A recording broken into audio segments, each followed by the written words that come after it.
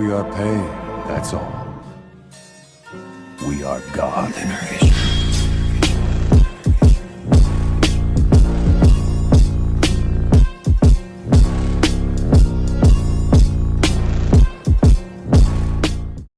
Hey guys! This is part 10 of What If Naruto Became a Demon King. During the second stage of the Chunin Exams, Orochimaru made a terrible mistake in blocking the seal that held the Kyuubi. He gave birth to a being with more power than Raizen himself. Watch as Uzumaki Naruto takes the world by storm as the new Demon King. Don't forget to hit like and subscribe and check the author in the description. Let's start. Chapter 20, Decisions and Revelations. Several days before Naruto and company reached Tetsu no Kuni. You can't be serious! Kurenai practically shouted, her eyes going so wide they looked as if they might simply roll out of her sockets, such was her shock. As things stood, only the sealing tag with the complicated silencing seal under the table kept her shout from being heard by everyone in the bar. Are you really asking us to share Naruto with you?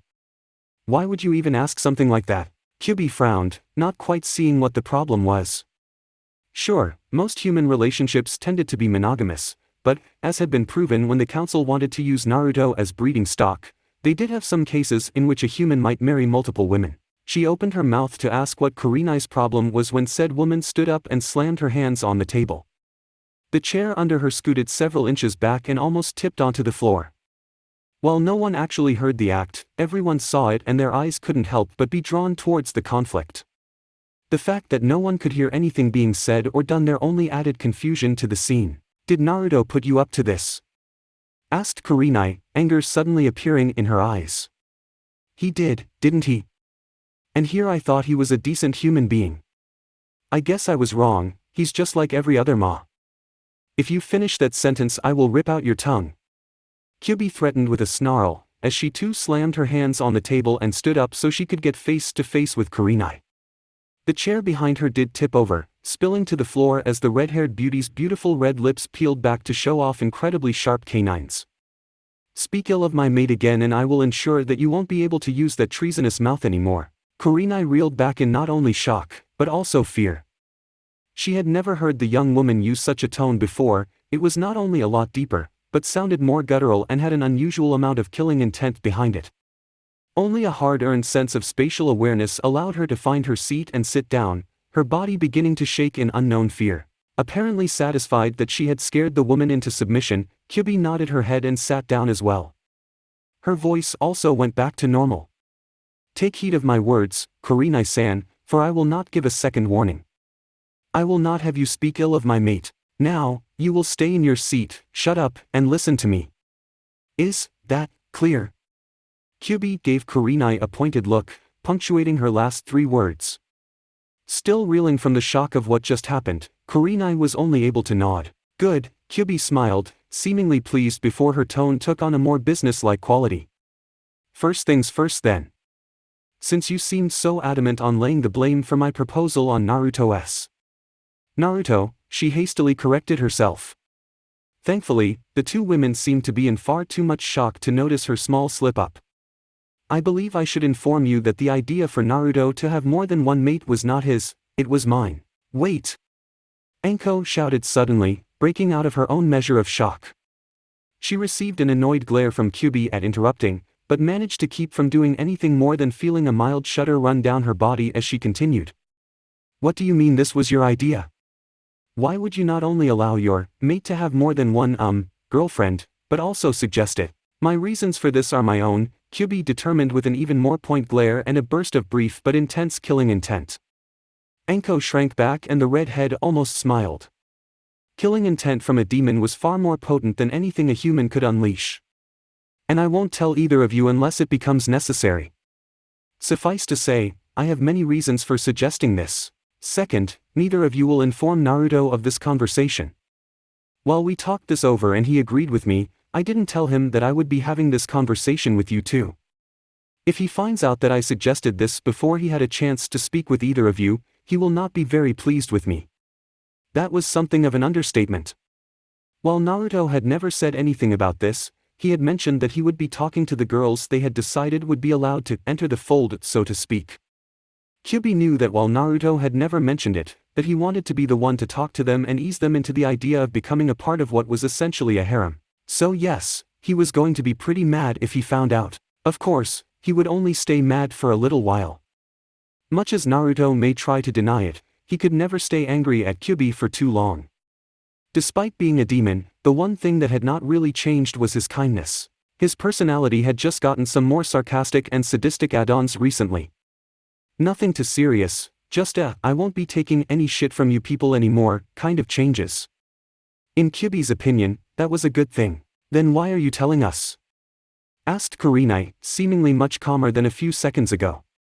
Most of that was a ploy, Kyuubi knew. She could feel the woman's emotions broiling just underneath the surface. As a demon, it was always easier for her to sense negative emotions in people. Because the decision to include you two was my own, Kyuubi admitted, surprising the pair. While I've spoken with him in detail about this subject, neither of us have actually talked about who we want to join us. Both of us have already made several concessions on what requirements there are to join us, and you two are the only ones within this village that meet those requirements. There was a distinct pause before the redhead continued. Tsunade does as well, but Naruto doesn't like her due to the way they first met. Neither Anko or Kurenai seemed surprised by that. And why should they? It was highly likely that Hana had told them about Naruto's first meeting with Tsunade, and the subsequent argument that followed. And while there was no real hostility between them anymore, her mate still didn't hold a lot of respect for Tsunade. Well, you also have to factor in the age difference, right? Said Anko as she placed her left forearm on the table and leaned forward. I mean, us I can understand, the metaphorical vixen pointed at herself and Kurenai to emphasize her point. I'm only 9 years older than Naruto, and Kurenai's a little older than that but not by much. Tsunade-sama is what? 53. 54 years old. 51, Kyuubi supplied, smirking. Many people would probably wonder how she knew of the woman's age, especially since she always kept up that henge. From the looks Anko was giving her, the young snake mistress was definitely among those who were curious. Too bad she had no intention of revealing how she knew that knowledge to anyone. At least, not right now. It wouldn't do to tell people that she had been sealed into the woman's grandmother during Hashirima's fight with Madara at the Valley of the End. And age isn't really that big a concern for someone like Naruto, Kyuubi continued, ignoring the odd looks her statement received from the two women. A smirk came to her face as she thought of what would happen if Tsunade actually did mate with her Naruto. While neither were sure if mating to the blonde descendant of Raizen would actually make the human women immortal, at the very least there would be massive benefits, not just an increase in strength. It was also very likely that the act of Naruto mating with a woman would de-age them, or at the very least make them look younger. Then that henge Tsunade wears would be practically useless. It was an amusing thought, knowing that the vain woman may very well jump at the chance to be with Naruto if she knew that there was a good chance of her becoming younger from it. And why wouldn't age be an important factor to Naruto? Asked Anko, frowning a bit. I know that age isn't as big of a deal for shinobi as it is civilians, but Tsunade-sama's old enough to be his grandma. What's this about someone being old enough to be Naruto's grandma? Anko froze, her eyes widening like those of a frightened rabbit staring into the barrel of a shotgun. Those same eyes, with dilated pupils, looked over to Kurenai's equally wide eyes. Tsunade-sama is right behind me, isn't she? A nod. Crap. Turning ever so slowly, Anko soon found herself staring into the angry half-lidded eyes of a very drunken Senju Tsunade. Hey, Tsunade-sama, Anko greeted nervously. She scratched the back of her head as a smile made to hide her fright crept onto her face. Fancy meeting you here, ha ha ha. She trailed off when the woman gave her a smile that almost made the younger Tokubetsu Jonin nearly shit herself. Yes, quite a coincidence, isn't it? Tsunade replied conversationally, nodding to Kurenai and Kyuubi in greeting before the once more landed on Anko.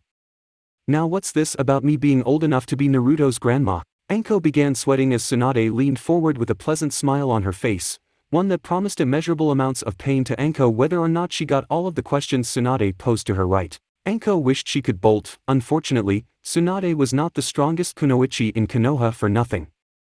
So it looked like she was stuck there for the time being. Throughout all this, only one thought came to her mind. And it was not pleasant. Oh shit, I am so screwed. Anko and Kurenai walked together on their way home in silence. They usually did this whenever they went out, being best friends and all. It wouldn't do for one of them, Anko, to be too drunk that any wannabe Casanova could take advantage of them. The fact that they were also next-door neighbors living in the same apartment complex helped since neither one of them had to actually go out of there in order to walk the other home. It wasn't even 15 minutes after the pair had bolted out of the bar like two bats out of hell.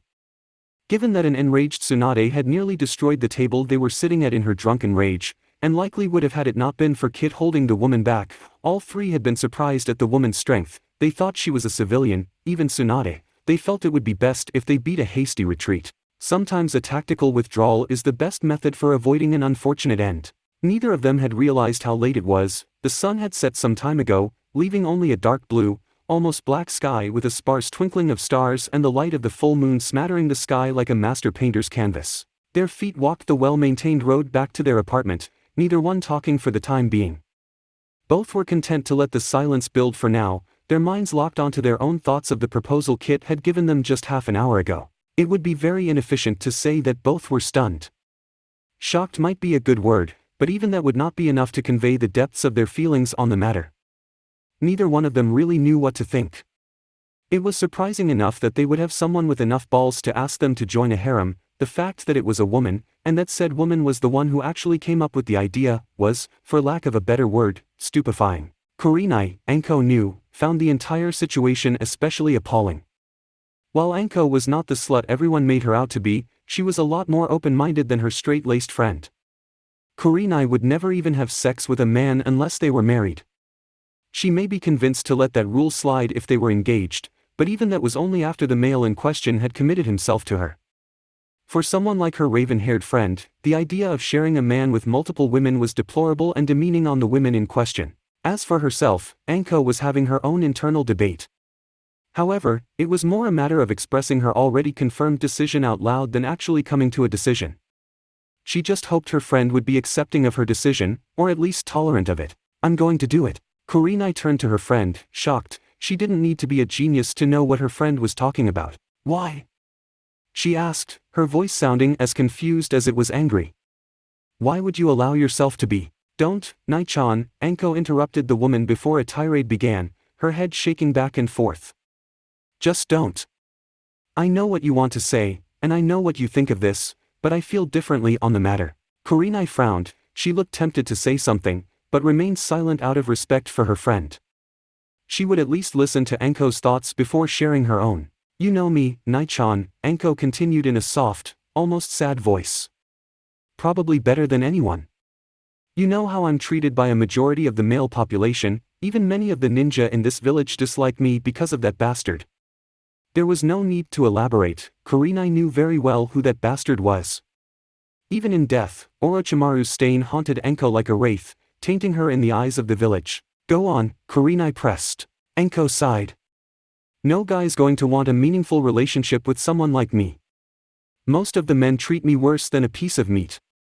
To them, I'm just an object, something to be used and thrown away when I'm no longer fuckable." Kurenai frowned at Anko's words. She would have likely said something to dispute them, but seeing as they were actually the truth, kept her mouth shut. "Naruto-kun is the only male besides Sandame-sama who's ever treated me with anything other than scorn and derision. Hell, he's treated me even better than the old man even though we just met a few weeks ago." Anko wrapped her arms around her frame, as if to ward off the night's chill. "When I'm with him, I don't have to hide my shame behind a cheerful personality and sadistic remarks. I can be myself, like when I'm with you." "I had no idea he made you feel that way," Kurenai said in a surprised voice. "I mean, I know that you two have become close. I saw him taking you to those Princess Gale movies, and I remember that time you and he fell asleep together on your couch. But I hadn't realized that he meant so much to me." Anko finished with a half-smile. It disappeared a second later and she sighed. "Yeah. I'm surprised too. I haven't known him that long, but he's already become an important part of my life." It truthfully hadn't been that hard for them to become close. Naruto, even with his changes, especially with his changes, was a lot like her in many respects, and not just in that they were both, or had been in Naruto's case, hated. Their personalities were very similar and meshed well with each other. That Naruto treated her like a woman and respected Kunoichi only made it that much harder for her not to enjoy being in his presence. Did that mean she loved him? No, at least not yet. But they had a connection that came from their past experiences and similar personalities. Kurenai sighed as she turned her eyes to starry night sky. I won't warn you about entering a relationship with him, she said at last. You already know my opinion on the matter, and while I don't know if I can blame Naruto for this, I don't think I can ever approve of Kit-san's proposal. However, without warning, Kurenai's eyes softened and she looked at her friend. However, if this is truly what you want, then I will support you to the best of my abilities. Enko smiled at her friend. Thanks, Nai-chan, that means a lot to me. Kurenai returned her friend's smile. Together, they made their way to their apartment complex and parted ways. Enko made her way to her room, stripping her clothing as she went until she was only in her undergarments. Without ceremony, she fell on her bed and was out like a light, the day's revelations making her too tired to do more than that. While asleep, she dreamed of a certain whiskered blonde. 1 month later, Naruto, Minato and Jiraiya arrived in Konoha nearly a month after they began negotiations with Oenoki in Tetsu no Kuni. It had taken a long time to bargain a compromise that the old man had been willing to accept, compromise being a term that applied very loosely. The truth of the matter was, the old Tsuchikage had no choice but to agree to Minato's terms. While he was a prideful old man, he was also intelligent. A war against Konoha, especially now that the village hidden in the leaves not only had their Yondaime Hokage back, but also Jiraiya, Tsunade, Sarutobi and Naruto, 5 S-ranked ninja of incredible talent and prowess, would not only be a futile gesture but ultimately end in Iwagakure's complete demise. The Yondaime alone had been enough to decimate their ranks. What would the Yondaime and his son, who bared the fabled Rinnegan, be capable of unleashing upon the still weakened ranks of the village? As soon as the 3 S-ranked ninja plus guest arrived at the village gates, they were greeted by a 4-man squad of ANBU. Even though there had been few casualties in the war against Odo, Minato had decided to up the security around the village not only as a show of strength, but to stress that Konoha would not stand for others making an attempt within its walls. Yondaime-sama, Tenzu and the other ANBU saluted the Hokage and the other 2 shinobi with him. It is good to see you've returned home safe and sound. Shall we escort you 3 and your guest to your office? At the word guest, Minato turned to get a good look at the woman that had come with them. Kuratsuchi was masking her fright well with a haughty expression and arrogant exterior, but it was not difficult to see that the woman was petrified. Of course, she had spent the better part of 3 weeks traveling with the man who had stomped a mud hole in her ass and killed an entire squad of ANBU, and now she was inside of the very walls her village's most hated enemies. She had a very good reason to be frightened. No, Minato said, turning his attention back to the ANBU. We'll be fine on our own. Who is on guard duty in the Hokage mansion? Nico, Usagi, and Tora. A cat, a rabbit, and a bird, what a potentially violent combination, Naruto said with a snicker. Jiraiya masked his own laugh with a cough, while Minato sighed. Kuratsuchi just gained an eye twitch. Thank you, return to your posts. With a final salute, the 4 ANBU members vanished, returning to their hidden positions around the gate. Minato turned to look at Naruto. Why don't you take Kuratsuchi to your compound? Jiraiya and I will head over to inform Sarutobi-sama of our dealings with IWA. Not to mention to relieve the man before he busts a hip, Naruto opined with a chirp. He might not be as old as that old man, Oenoki, but he still shouldn't doing too much work.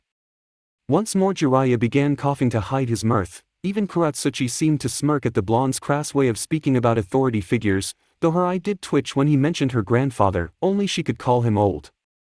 While Minato just sighed. Yep, definitely gets his mouth from Kushina. You say that likes it a bad thing, Naruto said with a grin.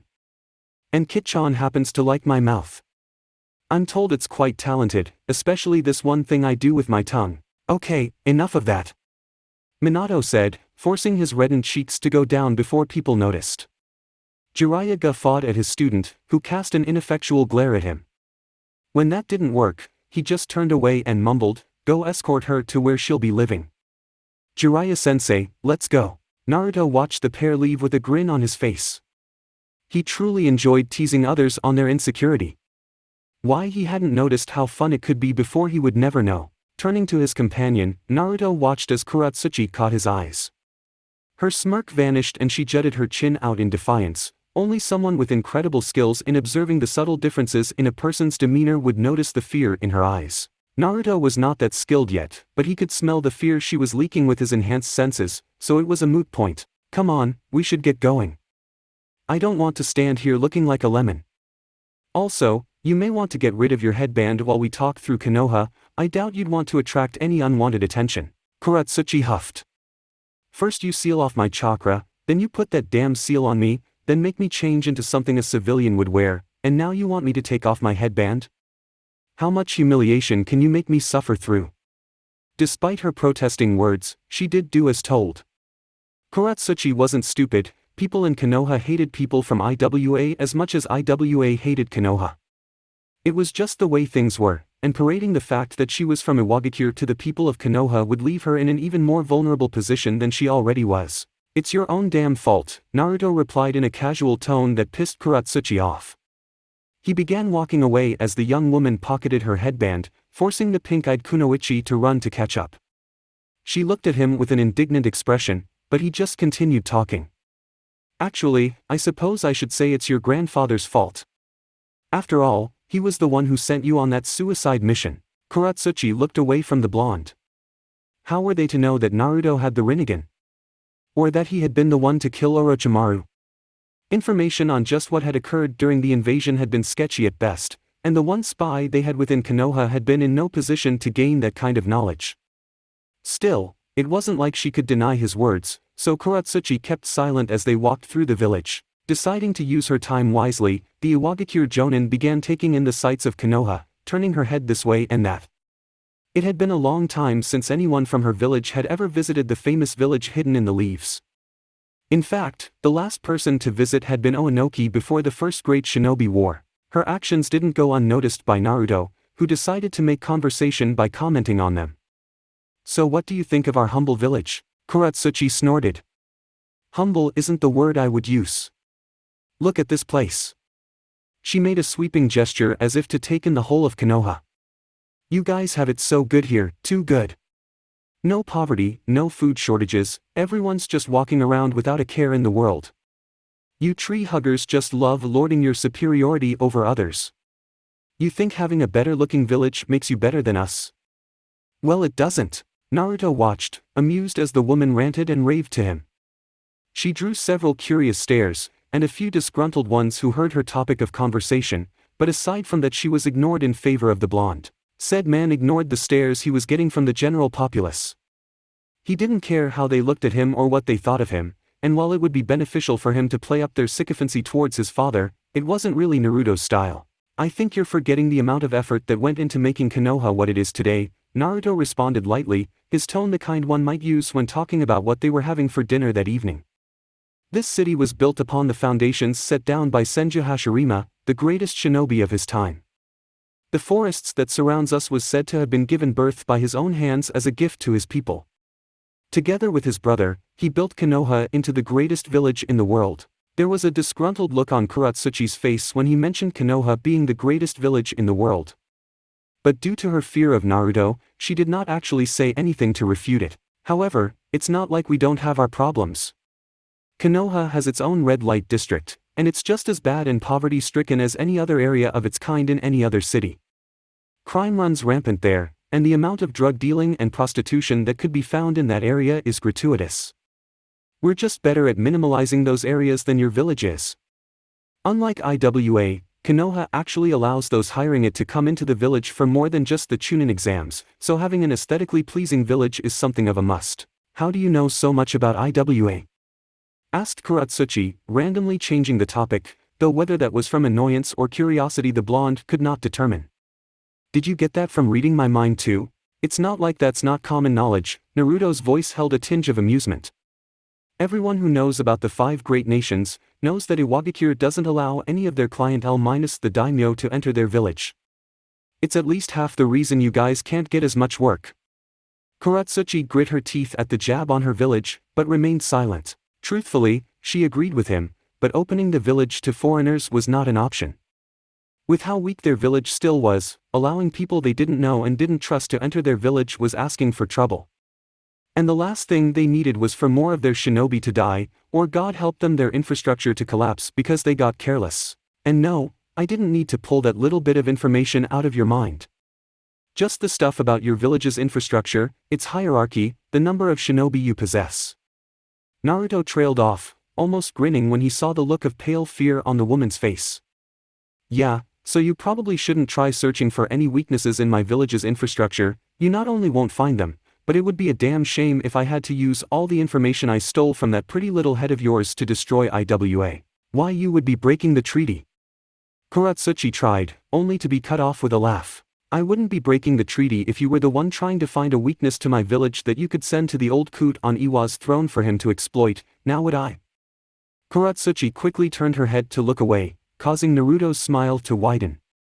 Well, this has been a pleasant conversation, but I think we should be heading to your new home for the unforeseeable future. Let's go. Kuratsuchi followed Naruto, her head bowed in slight defeat. The rest of the trip was made in silence. Ah, Minato-kun.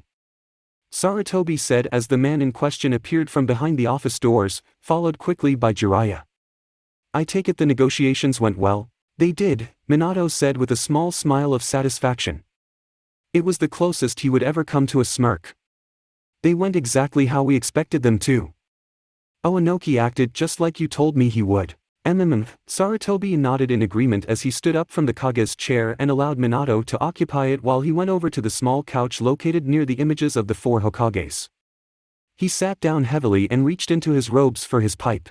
Oanoki is a very predictable man these days, Sarutobi said as he placed the pipe in his mouth and lit the tobacco that was already packed into it with a small application of fire-natured chakra.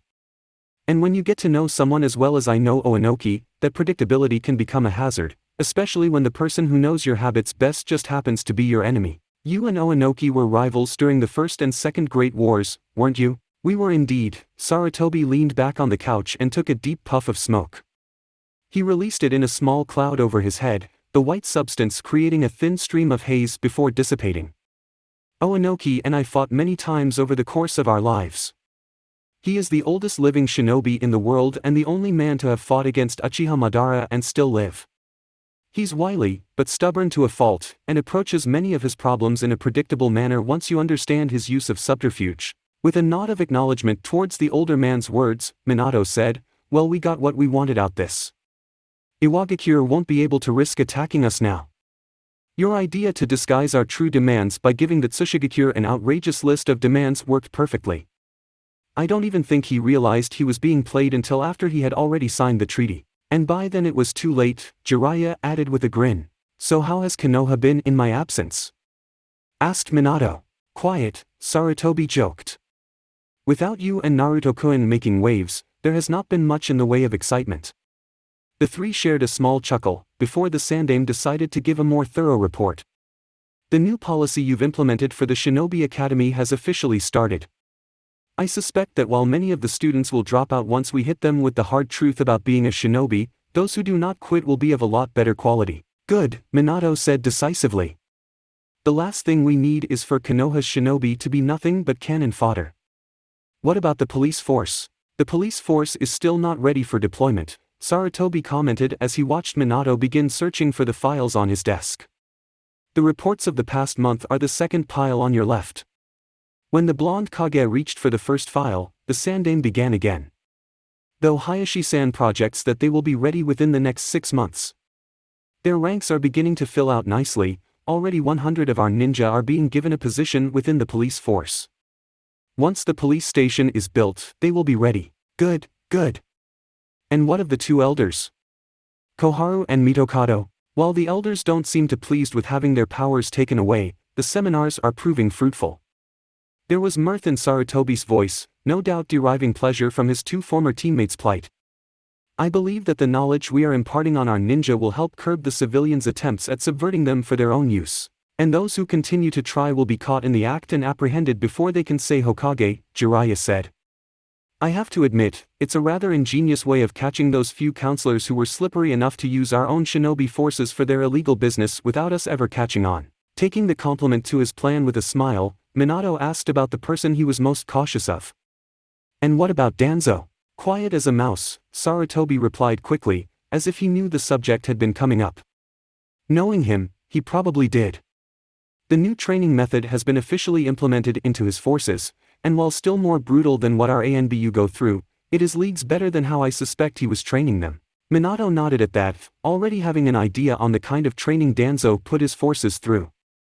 Unlike most people, who prefer their shinobi to have more independent thoughts so they could think out of the box, the old Warhawk preferred breaking his shinobi and turning them into emotionless weapons. It was not only a cruel training method, but didn't allow the ninja in question to reach their full potential. Sighing, Minato leaned back in his chair and closed his eyes. Catching up on 12 years' worth of knowledge in so short a time was insanely difficult. Even with the use of the Kage Bunshin no Jutsu, it was hard. Combine that with the many new plans he had implemented while the council was left flat-foot, along with the issues with Iwagakure, and you had the makings of one major headache. As things were, he was still only 8 years into the recent history of the going-ons of what had happened after his death. Small respite over with, Minato opened his eyes and gazed at Sarutobi with a penetrating look. While he was still not caught up with the most recent history of the elemental nations, there is one thing he had read that had him puzzled. Sarutobi-sama, what can you tell me about the Uchiha massacre? Naruto and Kuratsuchi arrived at the blonde male's new home and her new prison to the sounds of laughter. Sounds like Enko-chan is here, Naruto said as he led the way into the living room.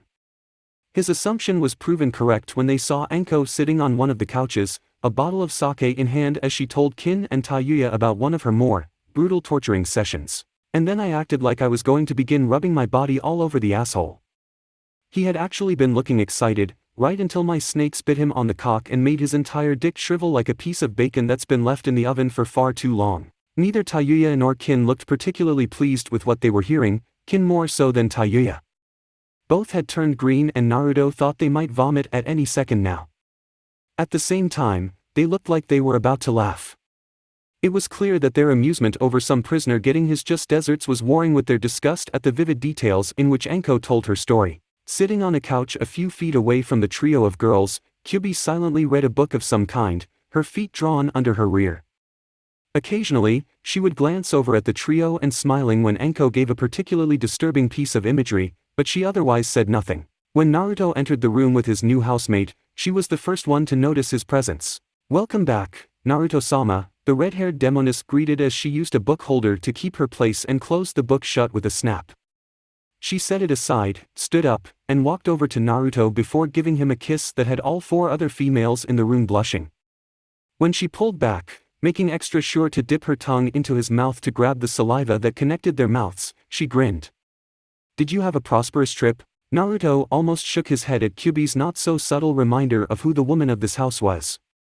"It definitely had its benefits," the blonde replied as he took a step to the side to reveal Kuratsuchi to the others in the room. "We managed to get a new house guest." Finding herself the center of attention for everyone in the room, Kuratsuchi almost shrank in on herself. Almost. With a sniff of derision and a straightening of her spine, the young Iwagakure Jonin puffed up her chest and jutted her chin out, glaring at everyone in the room with a defiant gaze. Reactions varied. Kyuubi looked like she was struggling with a combination of amusement and anger. Enko just looked amused, grinning as she was. Kin and Tayuya, however, just looked plain confused. So who's the bitch and why does she look like someone just shoved a 40-foot-long pole up her ass? The insulting comment made by the house's resident foul-mouthed redhead caused Enko to break out in laughter and Kyuubi to actually smile, for once, deciding not to threaten Tayuya for her terrible use of language. Kuratsuchi, the wind taken out of her sails, glared at the red-haired girl with a fierce and confrontational look. "What hell did you just say? What? Are you deaf as well as constipated?" Tayuya taunted. You. Kuratsuchi's face twisted in a rictus of rage. Her face was beginning to turn red, not in embarrassment, but in anger. It would only be so long before the mountain of fury exploded, the results of which would likely be disastrous for all those involved. Fortunately, Naruto was able to head off the impending shitstorm before it could get started. "Tayuya, go to your room. You're grounded." Tayuya's eyes bulged. "What? You are grounded," Naruto said, emphasizing each word very slowly, as if he were speaking to a 5-year-old.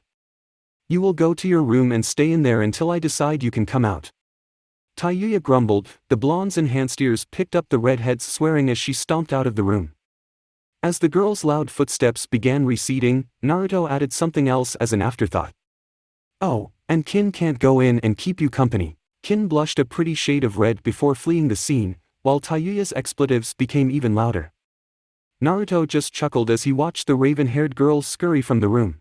I'm really going to have to do something about that girl's mouth, Kyuubi said with a sigh. I'm sure you can beat the swearing out of her once Toussaint gets the training ground set up, Naruto replied lightly. The grin on he received from Kyuubi was as beautiful as it was terrifying.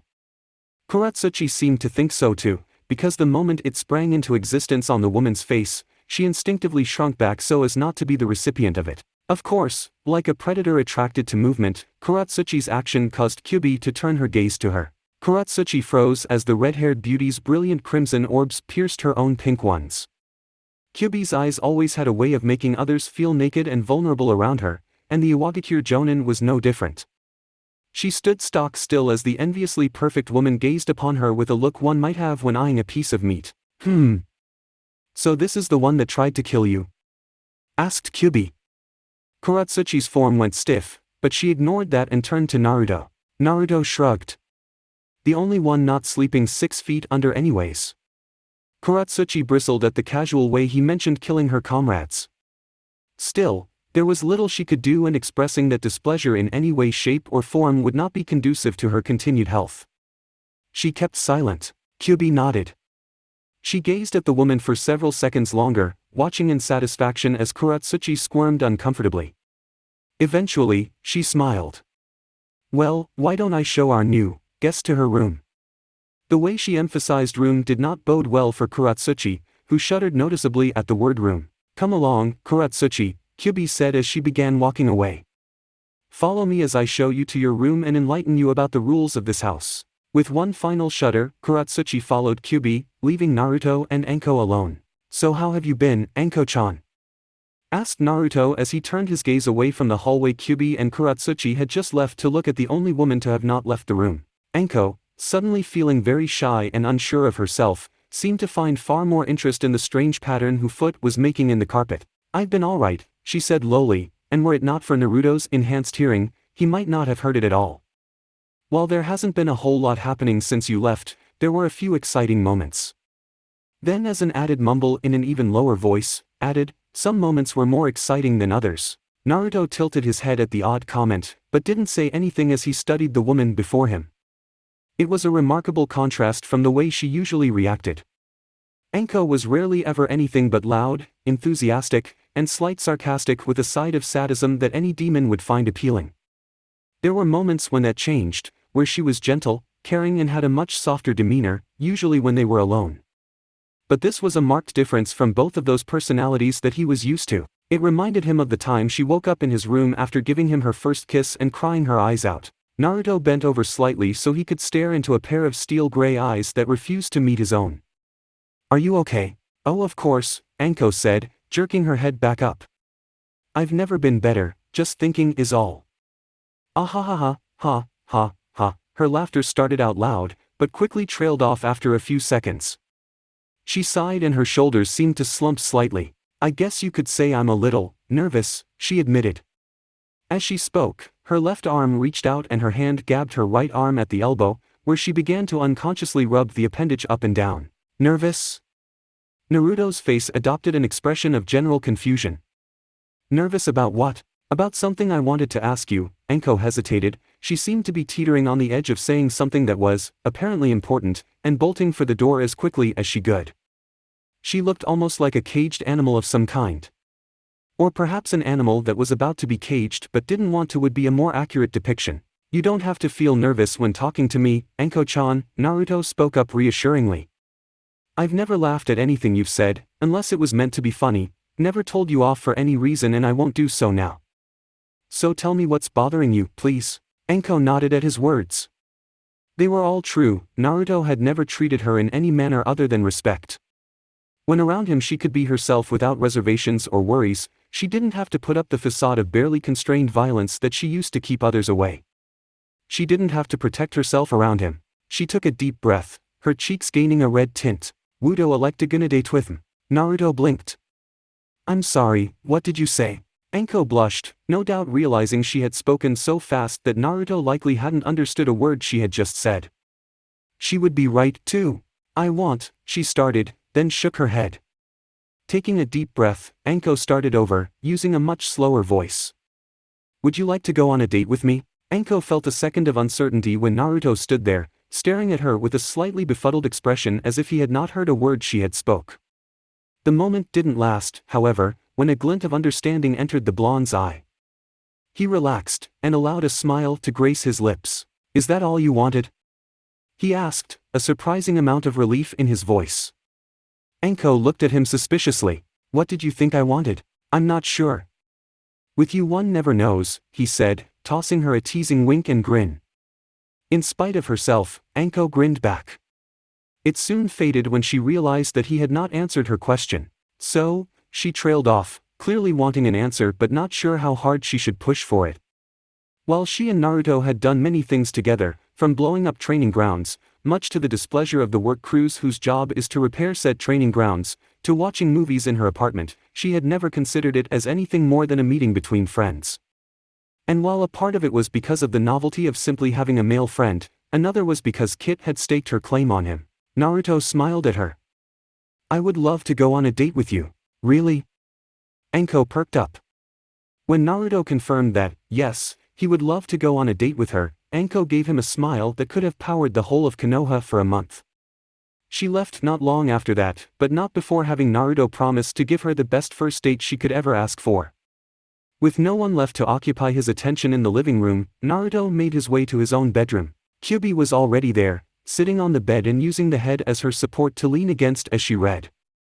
Now that there was nothing going on, Naruto got a good look at the book and noticed it was in a language he was not familiar with, but the runic symbols drawn upon it were definitely demonic in origin, leading him to believe it was something she had taken with her after returning from Makai.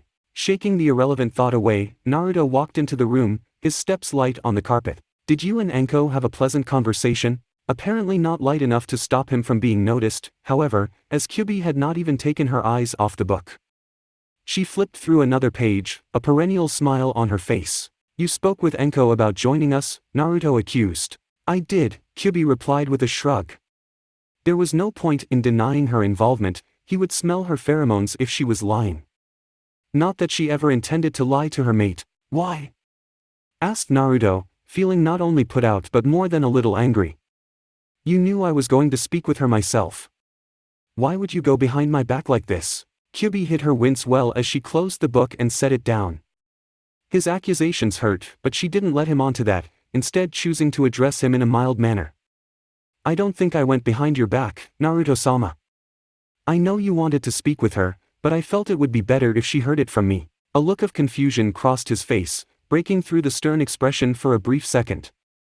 Kyuubi used that small window to explain her reasoning further. "While I do not understand human relationships as well as I probably should, I do know from interacting with women like Kurenai-san that most human women find the idea of taking more than one mate appalling."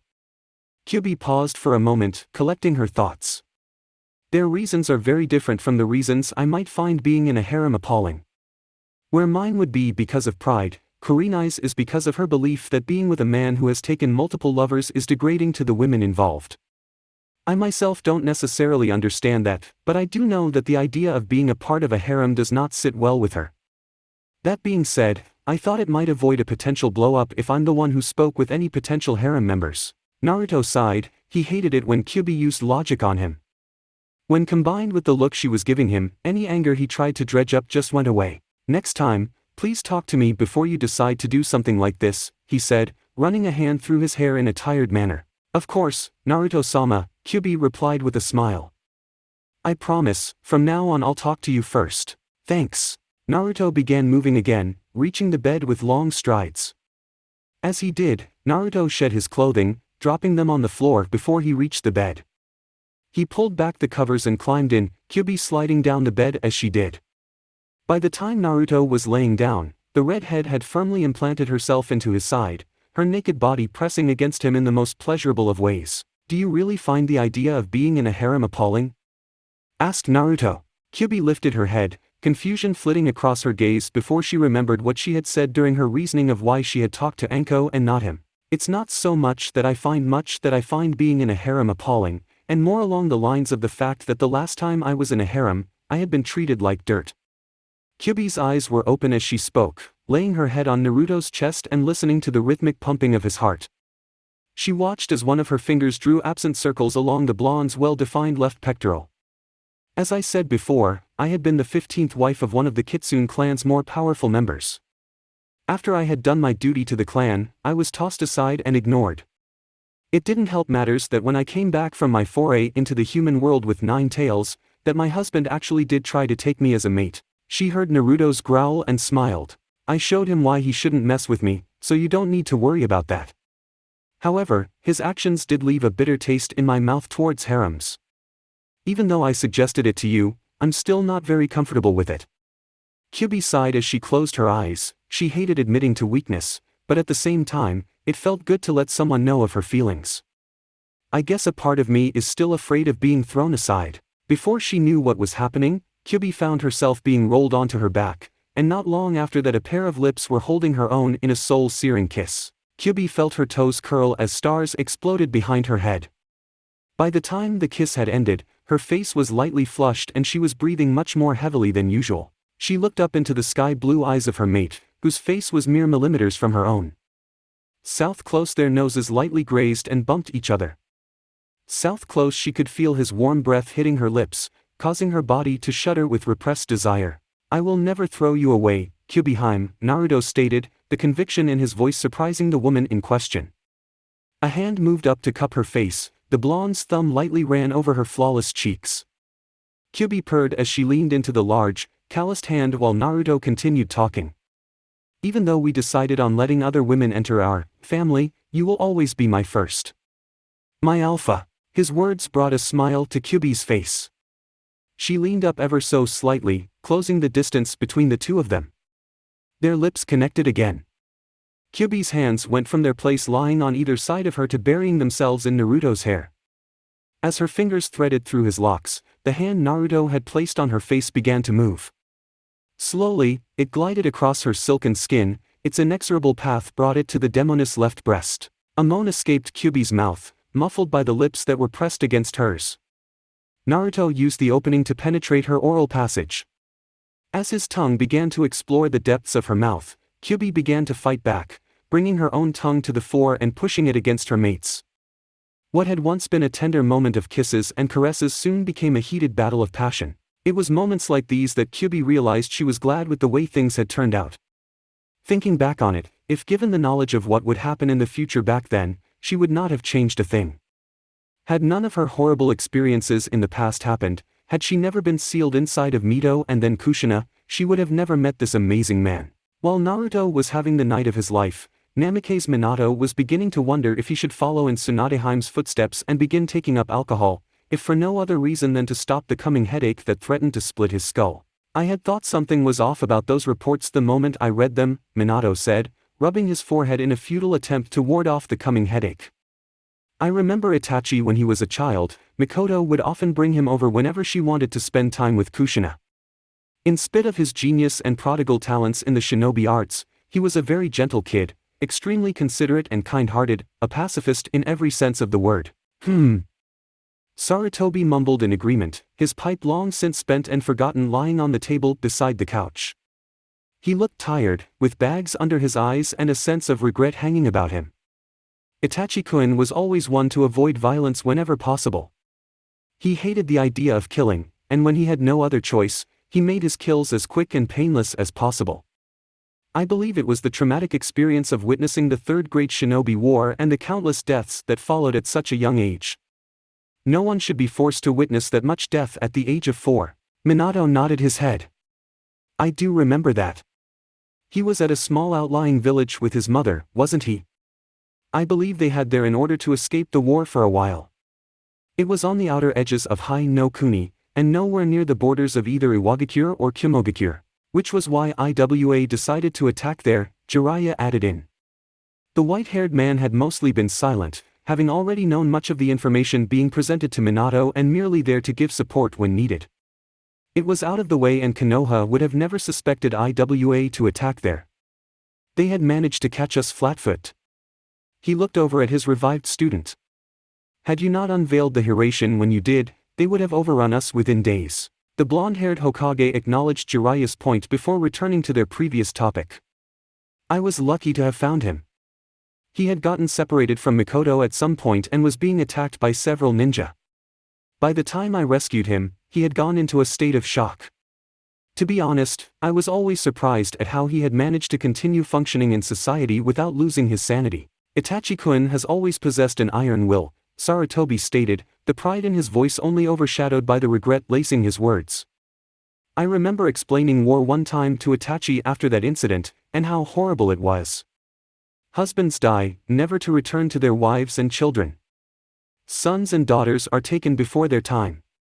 Loved ones are constantly lost, never to return. I believe Itachi understood that better than anyone, which is why he was so determined to be the best shinobi he could. He wanted to protect the people he loved, and find some way to achieve peace so that the atrocities he witnessed would never happen again. Yet he could not stop the Uchiha massacre, Jiraiya stated. Sarutobi sighed. I am beginning to believe no one could have stopped that massacre. After the Kyuubi attack, many of our shinobi became fearful and distrusting of the Uchiha clan. It is well known that Uchiha Madara was capable of controlling the Nine Tails, and that he had summoned it to battle against Senju Hashirama during their final battle. That mistrust and fear ostracized the Uchiha clan to the point where they believed the only way to regain their pride and standing was to become the ones who ruled Konoha. Upon learning of this, Itachi was forced to kill his clan and flee the village as a missing ninja. He accepted the fact that he would become hated and reviled by his own people in order to keep the village safe. He was a true shinobi possessing the will of fire. Leaning back in his chair, Minato's mind went over what he had learned with speeds that rivaled the Hiraishin. One thing that bothers me about all this is that, while Itachi had great potential to be a shinobi, I don't see how he could have taken out the Uchiha clan all on his own. Sarutobi frowned. What do you mean? Just think about it, Minato said. Itachi was just one man, and while I know from what you told me that he became an extremely powerful shinobi, one man cannot destroy an entire clan in a single night. You suspect he had help? Asked Sarutobi, frowning as he thought over the fourth's words. I do, Minato stated with the utmost conviction. I believe he may have had help from the masked man who had released the Kyuubi from Kushina-chan and used the Sharingan to control it. Minato was quick to cover his small slip of the tongue in almost calling Kyuubi her. No one but himself, Tayuya and Kin actually knew of Kyuubi's true identity, and revealing it under any circumstances would cause disastrous results, even if he did trust Jiraiya and Sarutobi with his life. Thankfully, Minato was skilled enough that neither noticed his slip-up. Both Sarutobi and Jiraiya looked pensive upon hearing his statement. If what you say is true, then it looks like Konoha, possibly even the entirety of the elemental nations, is in grave danger from a threat we are not ready to face. A grim smile crossed Minato's face at those words. He gave a rueful chuckle, confusing the two until he said, while the elemental nations might not be truly prepared. I know one person who may be able to turn the tides of any battle that may be fought against that man. His two counterparts for the night both blinked. Who are you talking about? Asked Sarutobi, unable to contain his curiosity. Minato's smile widened just a fraction. A powerful shinobi who has yet to even reach his prime. Lying on his back with Kyuubi laying directly on his chest and holding him in a possessive manner, Uzumaki Naruto let out a sneeze. His nose wrinkled a bit, wiggling as if trying to scratch an itch. A few seconds later, his movement settled down. Neither he nor his mate woke up, both sleeping on peacefully after several intense rounds of love-making. Chapter 21, The Dating Game. It was early in the morning when Kuratsuchi got up. Being a kunoichi for many years, and one who had been trained extensively in the ninja arts by her grandfather, Kuratsuchi was always one to rise with the sun. The fact that her ability to use chakra was sealed up and she was more or less a prisoner living in the house of the man she had been ordered to kill did not change that fact. After going through the morning rituals almost every person in the entire world does, sitting up, yawning, stretching, and eye-rubbing, Kuratsuchi took a moment to survey her surroundings. The room she found herself in was surprisingly nice, nothing at all like what she would have expected someone who was essentially a prisoner to be given. It was a decently sized room with cream-colored walls, plush carpeting and expensive-looking furniture. Connected to her room was a door that led to her own bathroom, and another sliding door that led to a closet for her clothes. Not that she actually had any clothes to put in there, having been more or less dragged straight from Tetsu no Kuni to Konoha. Such was the life of someone who was more or less a servant to their village and had just been bartered off in order to avoid a war. Getting up, Kuratsuchi began the process of getting started for the day. Being a kunoichi of Iwagakure, and someone who had her own quirks from her service to the village, Kuratsuchi's wake-up routine was an unusual process. Being from a village like Iwa, where water was scarce, her showers were very quick, no more than 2 minutes tops, and always taken cold. This was partially because the cold water helped her wake up, but also because she couldn't just let the water run in order to heat up. It was wasteful. After her shower, do stretches in front of a full-body mirror while in the nude. Unusual? Definitely. But there was a method to her madness. Kuratsuchi was one who firmly believed in keeping not only fit but healthy. To her, the two terms were completely different. Someone who was fit meant they were in good shape, strong, fast, etc. Someone who was healthy, however, meant that they were in good health and were unlikely to injure themselves while exercising or fighting, like pulling a muscle while training. So Kuratsuchi would do stretches, while looking at herself in the mirror but ass naked so as to watch her muscles and ensure there were no deformities or any noticeable injuries. Weird? Yes, but at least she wasn't screaming about youth. Unlike most women, Kuratsuchi was actually capable of seeing her muscles in complete detail as they moved and flexed. This had nothing to do with her eyesight and everything to do with her body. This was both good and bad. Good because she could check for injuries or deformities without the need for medical ninjutsu. Bad because of what it said about her body, to be more specific, her lack of a feminine figure. For whatever reason, Kuratsuchi did not possess the womanly curves of some of the more notable female kunoichi. Her body was very lithe, or in other words, it was flat. As in flat as a billboard. Maybe even flat as a haruno. This was something Kuratsuchi was very self-conscious about. While she liked the fact that she had great muscle definition, there were many issues that came with it. Like being mistaken for a man, just to set an example. It was quite the blow on her pride as a woman. Her seduction techniques were also non-existent because of it. To keep people from commenting on her lack of womanly figure, Kuratsuchi made sure everyone enjoyed her personality. She was generally calm and very easygoing when with her fellow ninja, though while in combat she often displayed confidence bordering on arrogance. Not that she would ever admit to being arrogant. She just had a supreme belief in her superiority and skills. At least, she did before Naruto tore her and her ANBU squad apart. Kuratsuchi still shivered when she remembered how the blonde had massacred her entire squadron, then managed to capture her. The helplessness she had felt as the blonde invaded her mind was unimaginable.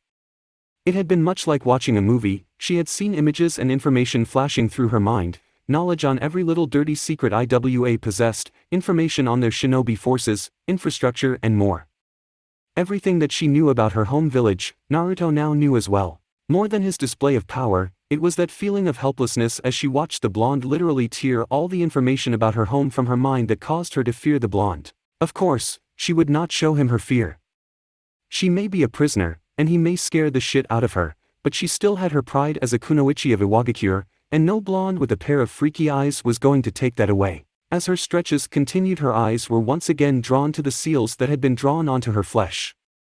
The first seal was located on her stomach. It looked like a whirlpool surrounded on four sides by a set of chains that moved up several inches and encircled the whirlpool as if to ensnare it. The seal itself was incredibly complex, from what Kuratsuchi could see, as expected considering it had been placed on her by none other than Namikaze Minato himself. It was this seal that kept her from using any chakra. The second seal was located on her heart.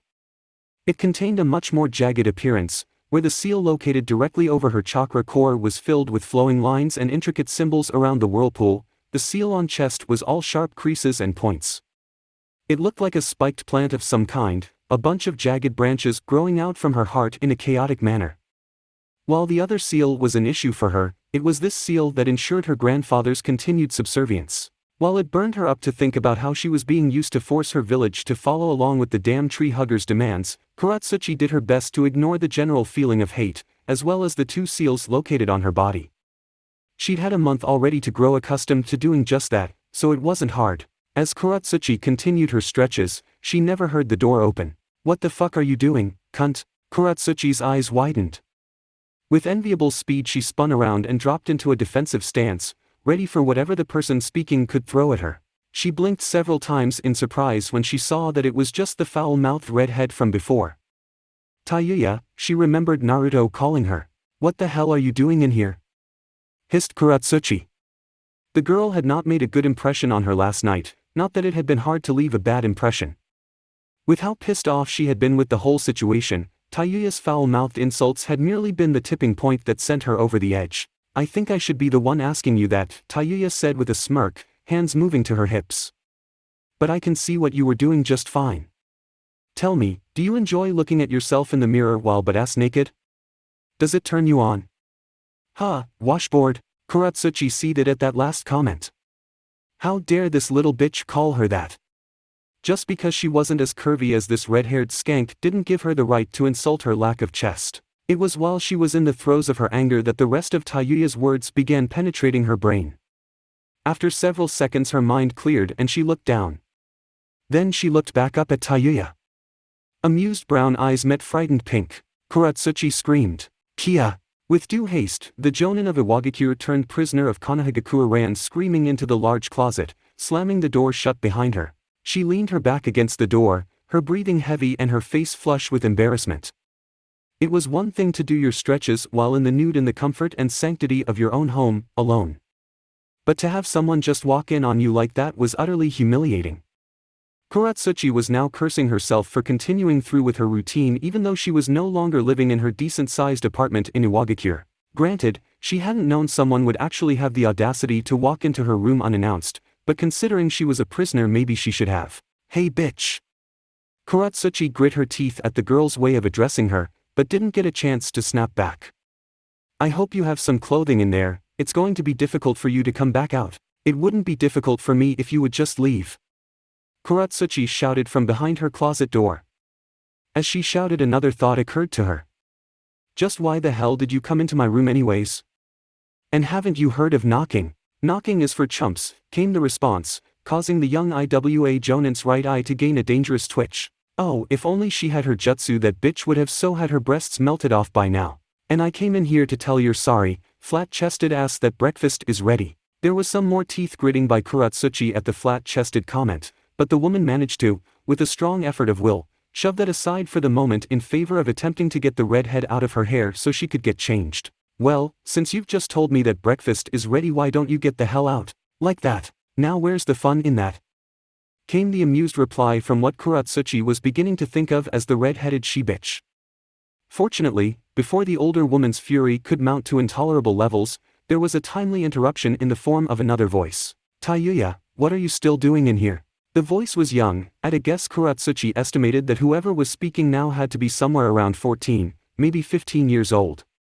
Given that there were only a few people living here that she knew of, she figured it must have been that raven-haired girl from last night, the only one that hadn't spoken. "It shouldn't take you this long to let Kuratsuchi-san know that breakfast was ready."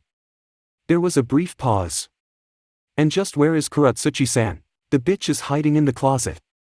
"Hey, you'll never believe what that washboard does. If you say even one word about what you saw, I'll murder you." Kuratsuchi screamed. "Likes to stretch in front of a mirror butt-ass naked. How retarded is that?" Kuratsuchi screamed. Never in her life had she wanted to kill someone as much as she wanted to kill the redhead right now. Oh, how her hands longed to grab onto that bitch's throat and snuff the life out of her for her insults. The only thing stopping her from doing that was, she was in Konoha and in particular Naruto's house. She was sure the man would not be pleased if she killed someone living with him, and, much as she may try to deny it, he scared her. And she was still naked. There was a sigh from the other end of the door, followed by a loud thump and then some swearing. "Oh oi!" Tayuya shouted in surprise. "What the hell are you doing, Kin-chan? Quit dragging me. You've embarrassed Kuratsuchi-san enough, Tayuya," Kin said, her voice chiding even as it began to get farther and farther away. Obviously, she was leaving the room and apparently dragging the bitch with her. "Leave her be or we'll be late for breakfast, and you'll have to tell Naruto-sama why." There was silence after that, Tayuya having not answered before the door closed. Kuratsuchi waited for several more seconds, pressing her ear against the door and straining to hear anything that may let her know that the two had not actually left the room. When she could hear nothing, she opened the door and poked her head out. No one was there. Hurrying out of the closet, Kuratsuchi got as dressed as quickly as she could. When she was once again suited up in the civvies that Naruto had gotten for her the day before, he refused to let her wear her Iwa ninja clothing while in Konoha, a pair of tan shorts, a white t-shirt and a basic pair of sandals. She made her way outside of her room and began walking towards the living room. There was no one there when she arrived, and for a moment she wondered where everyone was. She assumed they were likely in the kitchen, or dining room if the house had one, and she had no reason to believe it didn't. The house was fairly large, but didn't know where that would be. For all she knew, it could have been in the opposite direction she had come from. Just as she was about to let her frustration show on her face, a heavenly aroma caught her attention. Taking several deep whiffs, Kuratsuchi felt her stomach rumble and was thankful no one was around to hear it. She followed the smell and was eventually led into a beautifully crafted dining room with an open kitchen connecting it. The carpet she was standing on gave way to varnished redwood tiling that looked like someone had spent hours polishing it. The walls were made of the same wood halfway up, but abruptly changed into a more earthen brown. It was with a start that Kuratsuchi realized the brown was actually the rock and that the interior of the house had been cut out from the rock itself. The ceiling was made of the same granite color and just confirmed her assumptions. In the center of the ceiling hung a chandelier, its many crystal prisms reflecting the natural sun that shone in through a window on the far side that overlooked the entirety of Konoha. The dining room was connected to a kitchen that looked like it held all of the standard appliances one would expect from a nice house: steel oven, black marble countertops, varnished wooden cabinets, a large fridge that looked like it could fit several months' worth of food in it, the works. The tiling was different too, white paneled squares that looked like the granite from the mountain had been bleached. The kitchen itself was separated from the dining room with only a single wood and granite wall. A large rectangular cutout in the center allowed her to see Naruto flipping what looked like some kind of toast that had been marinated in something and placed on a frying pan. "Oi! Are you just going to stand there all day, washboard?" With twitching eyebrows, Kuratsuchi turned to the newest bane of her existence. Tayuya was sitting at the large, rectangular table under the chandelier, along with Kin and Kit.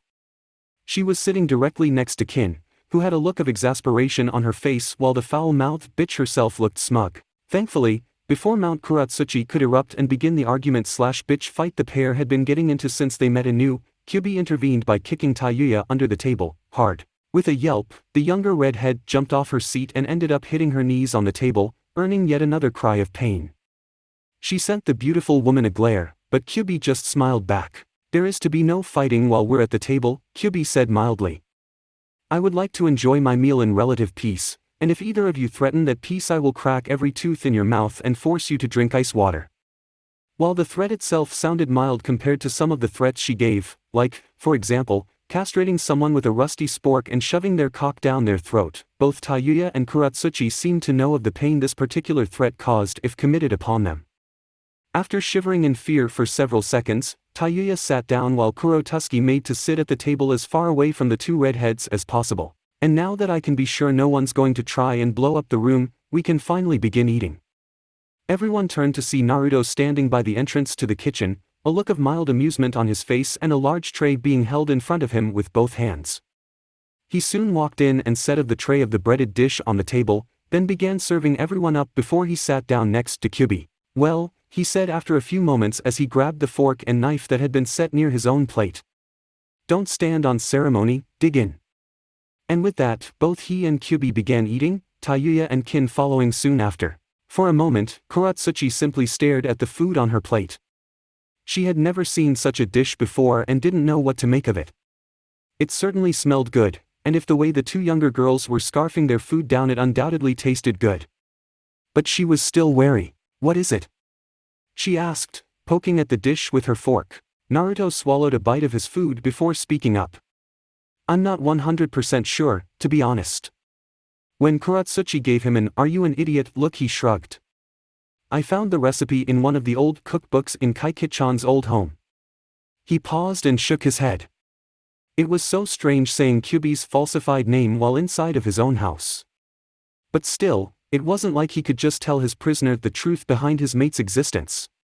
He didn't trust her as far as he could throw her. "I see." Kuratsuchi looked at the food for several more seconds. Eventually, she cut off a piece and speared it with her fork, bringing it up to her nose and taking several more sniffs.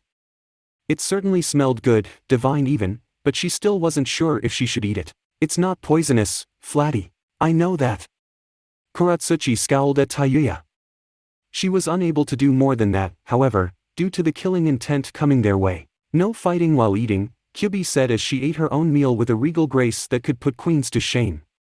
It was a stark contrast to Naruto, who while not eating as badly as he used to, was still eating at a quick pace and with little table manners. The two gulped. Tayuya quickly went back to eating her meal quietly, while Kuratsuchi finally took a bite of the strange-looking food. It was delicious, unlike anything she had ever tasted before, a perfect blend of the robust flavor of egg yolk and a subtle combination of sugar and cinnamon. Divine was a word that did not seem to do the food justice, but was really the only word that fit. Vocabulary such as good, delicious, and savory felt like insults to the incredible dish. Looks like someone likes your food, Naruto-sama, Kyuubi said with a smirk as she watched the, up until now, stoic or angry Kunoichi as she stuffed her face with the breakfast Naruto had created. Kuratsuchi, her cheeks bulging with the food she was now engorging herself on, blushed, the redness making the bulges just that much more prominent and comical.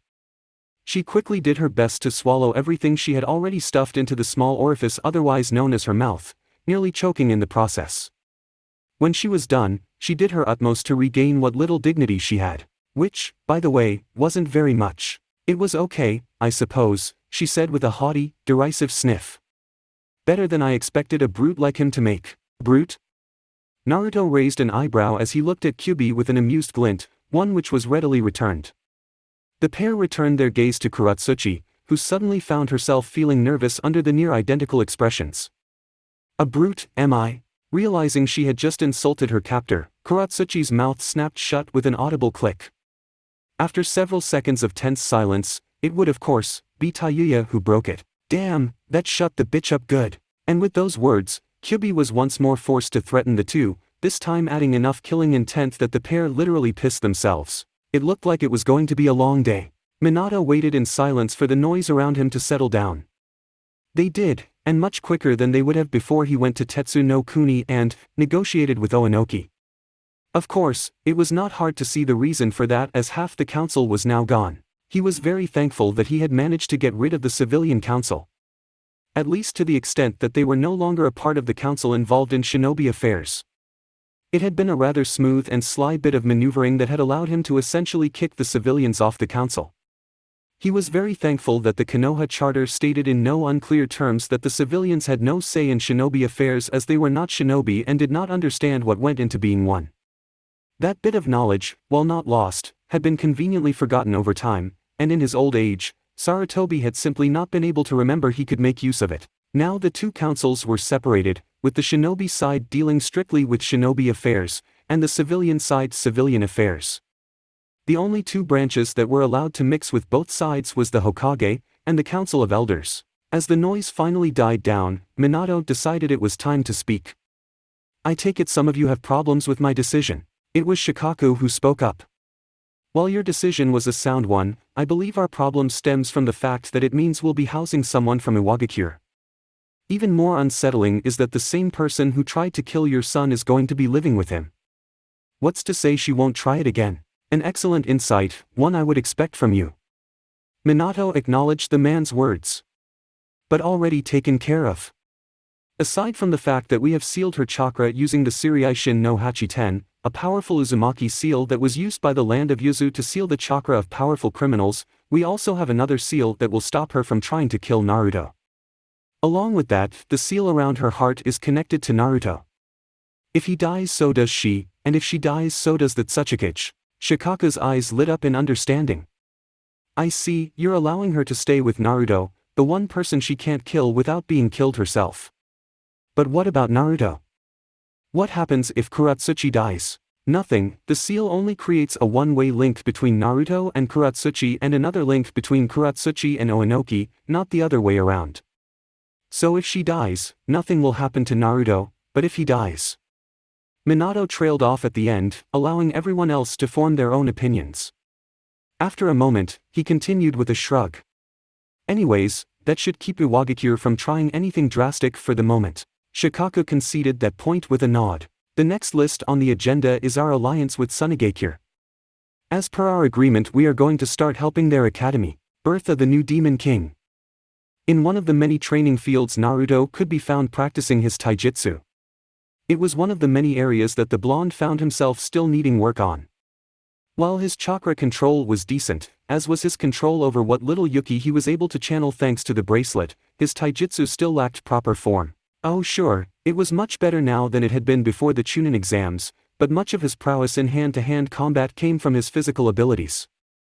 His incredible strength and speed meant that finesse and skill weren't needed when dealing with weaker opponents, and considering Naruto was a powerhouse, many of the enemies he had fought so far fell under the weaker category. However, his battle with Itachi, Kisame, Kakazu and Haiden had shown him where he was lacking. Much as he was loath to admit his weakness, Naruto knew that were it not for his extremely potent Yuki, he may not have been able to fight them off as he had. And so he had decided to get better in the specific ninja arts he found himself lacking in. The first step was gaining an actual taijutsu style. During his foray with Kyuubi into the depths of Makai, Naruto had learned how to utilize his impressive strength and speed to overpower his way through most situations. He learned movement, and how to throw a proper punch and kick without overextending himself and leaving himself open to counterattack. But he still did not have a proper style. That being said, none of the styles Naruto had found within the Konoha Shinobi library were a good match for him. They were all designed with a more minimalist mindset. Maximum damage with minimum effort, as it were.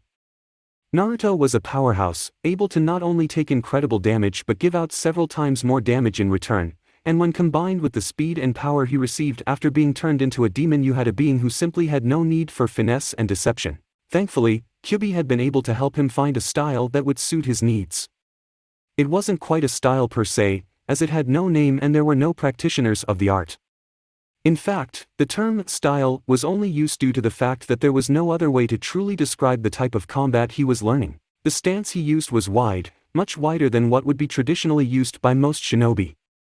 His legs were spread apart and his knees were bent at exactly 45 degrees. He had a much lower center of gravity because of this. To top it off, he never stayed in the same spot, even if he wasn't attacking or defending. His body was in a constant state of motion, always moving and bobbing as if dancing to an unheard beat. With a sudden that would have startled anyone, his fists began to lash out, light blurs of movement, the only sign to show they were even moving.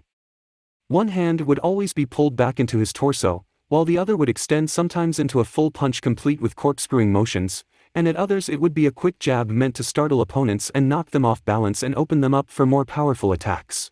He soon began adding kicks into his maneuvers: high kick, low kick, sweep, roundhouse, reverse heel kick. His fists and feet worked in tandem, blurring together and almost making them look like a single form of movement rather than multiple attacks from different limbs. Sweat flew off his body as he began picking up the pace, attacking with even greater speed and ferocity. Each time he threw a punch, several droplets of water were thrust off his hand. Every time his feet were launched into a kick, a trail of sweat would shoot into the air.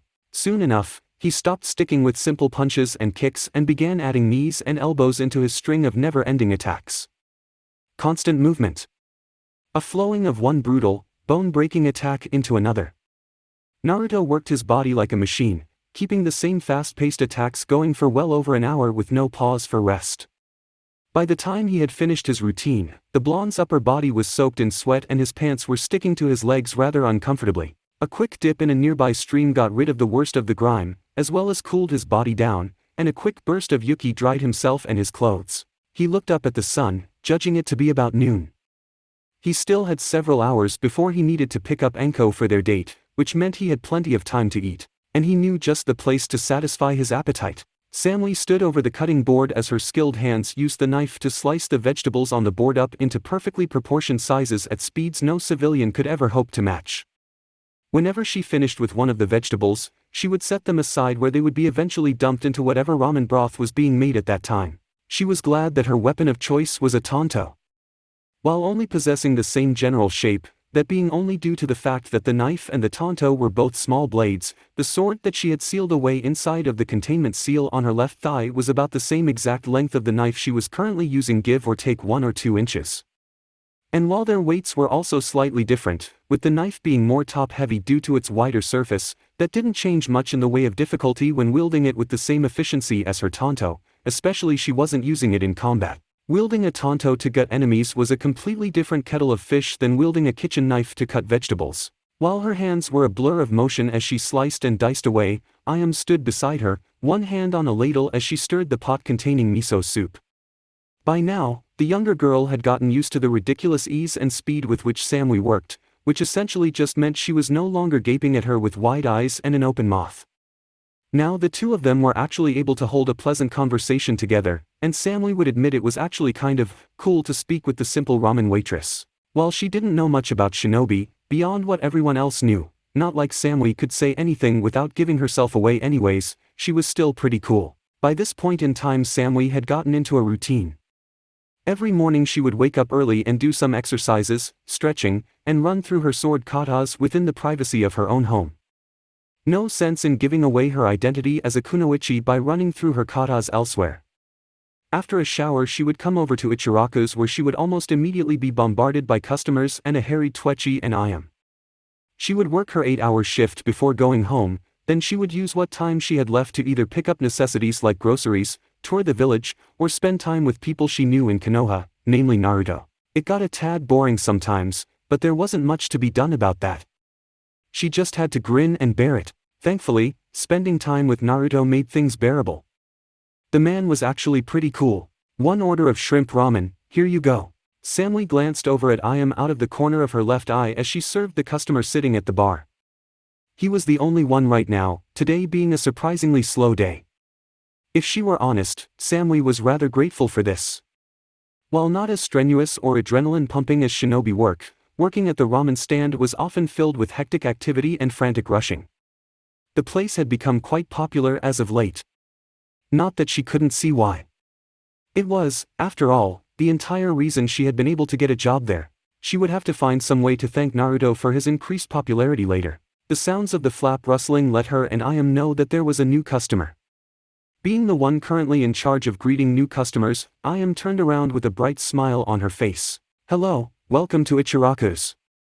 How may I, oh?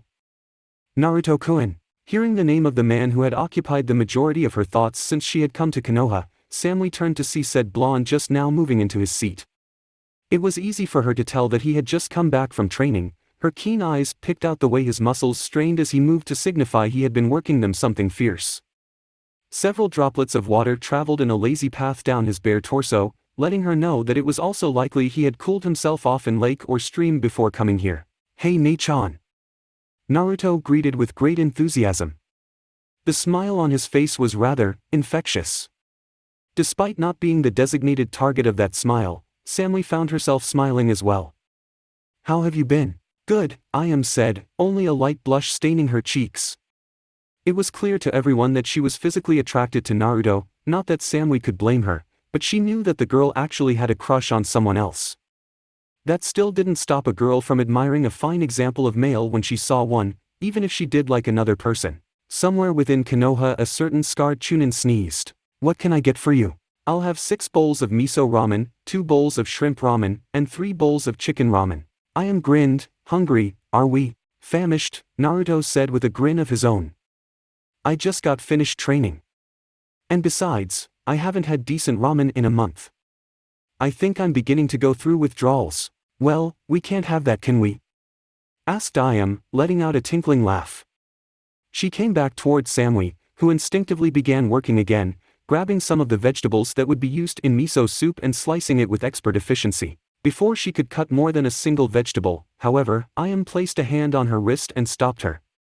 Looking up, she saw the ramen waitress looking at her with a slight twinkle in her brown eyes. Why don't you go and spend some time with Naruto-kun for a bit while I do this?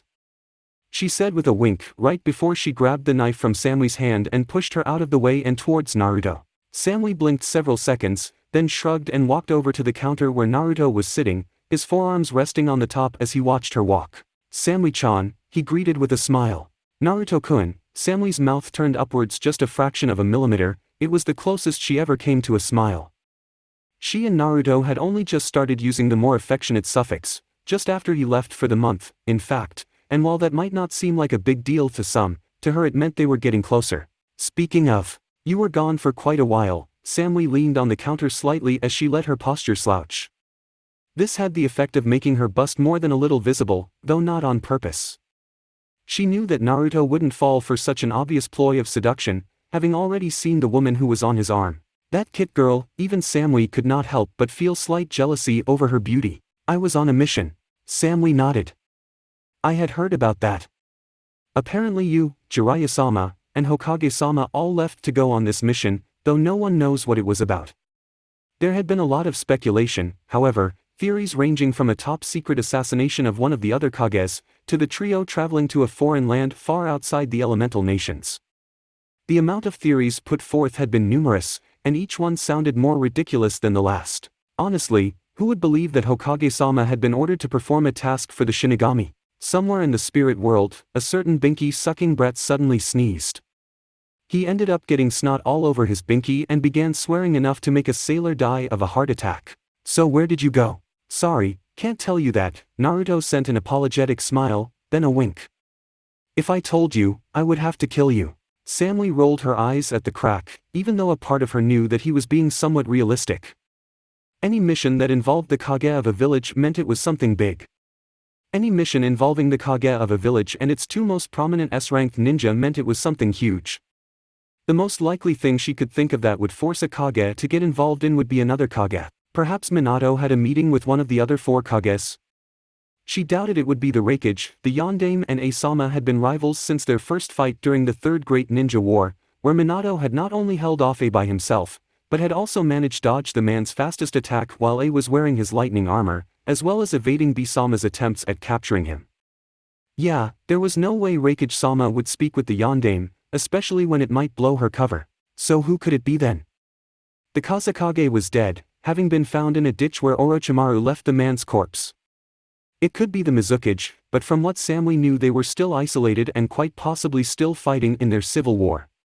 That left the Tsuchikage. Now there was an interesting idea. The Tsuchikage hated Minato even more than Raikage-sama. At the very least, Asama respected Minato's power as a ninja. The giant of a man had even lamented the fact that his rival was dead, back when he was truly dead, though that could just have been because he longed to battle the man again. So what possible reason would the Tsuchikage have to meet with his most hated enemy? Samly-chan. Samly blinked, then leaned back in surprise when she saw Naruto's face intimately close to hers. And Naruto, she stuttered in slight surprise, her eyes widening and her cheeks turning slightly pink. When had he moved so close? Are you alright? He asked, leaning back in his seat now that she was focusing on him. You seem to have spaced out there for a moment. I'm fine. Samly took a step back. She shook her head. She was beginning to get too comfortable here, letting her guard down like that. As an undercover agent, she needed to remain vigilant at all times. Just thinking is all. I think I'll go help Ayam-san and see if we can't get you your ramen faster. Trying to get rid of me already? Asked Naruto with a pout. Samly gave him a thin smile.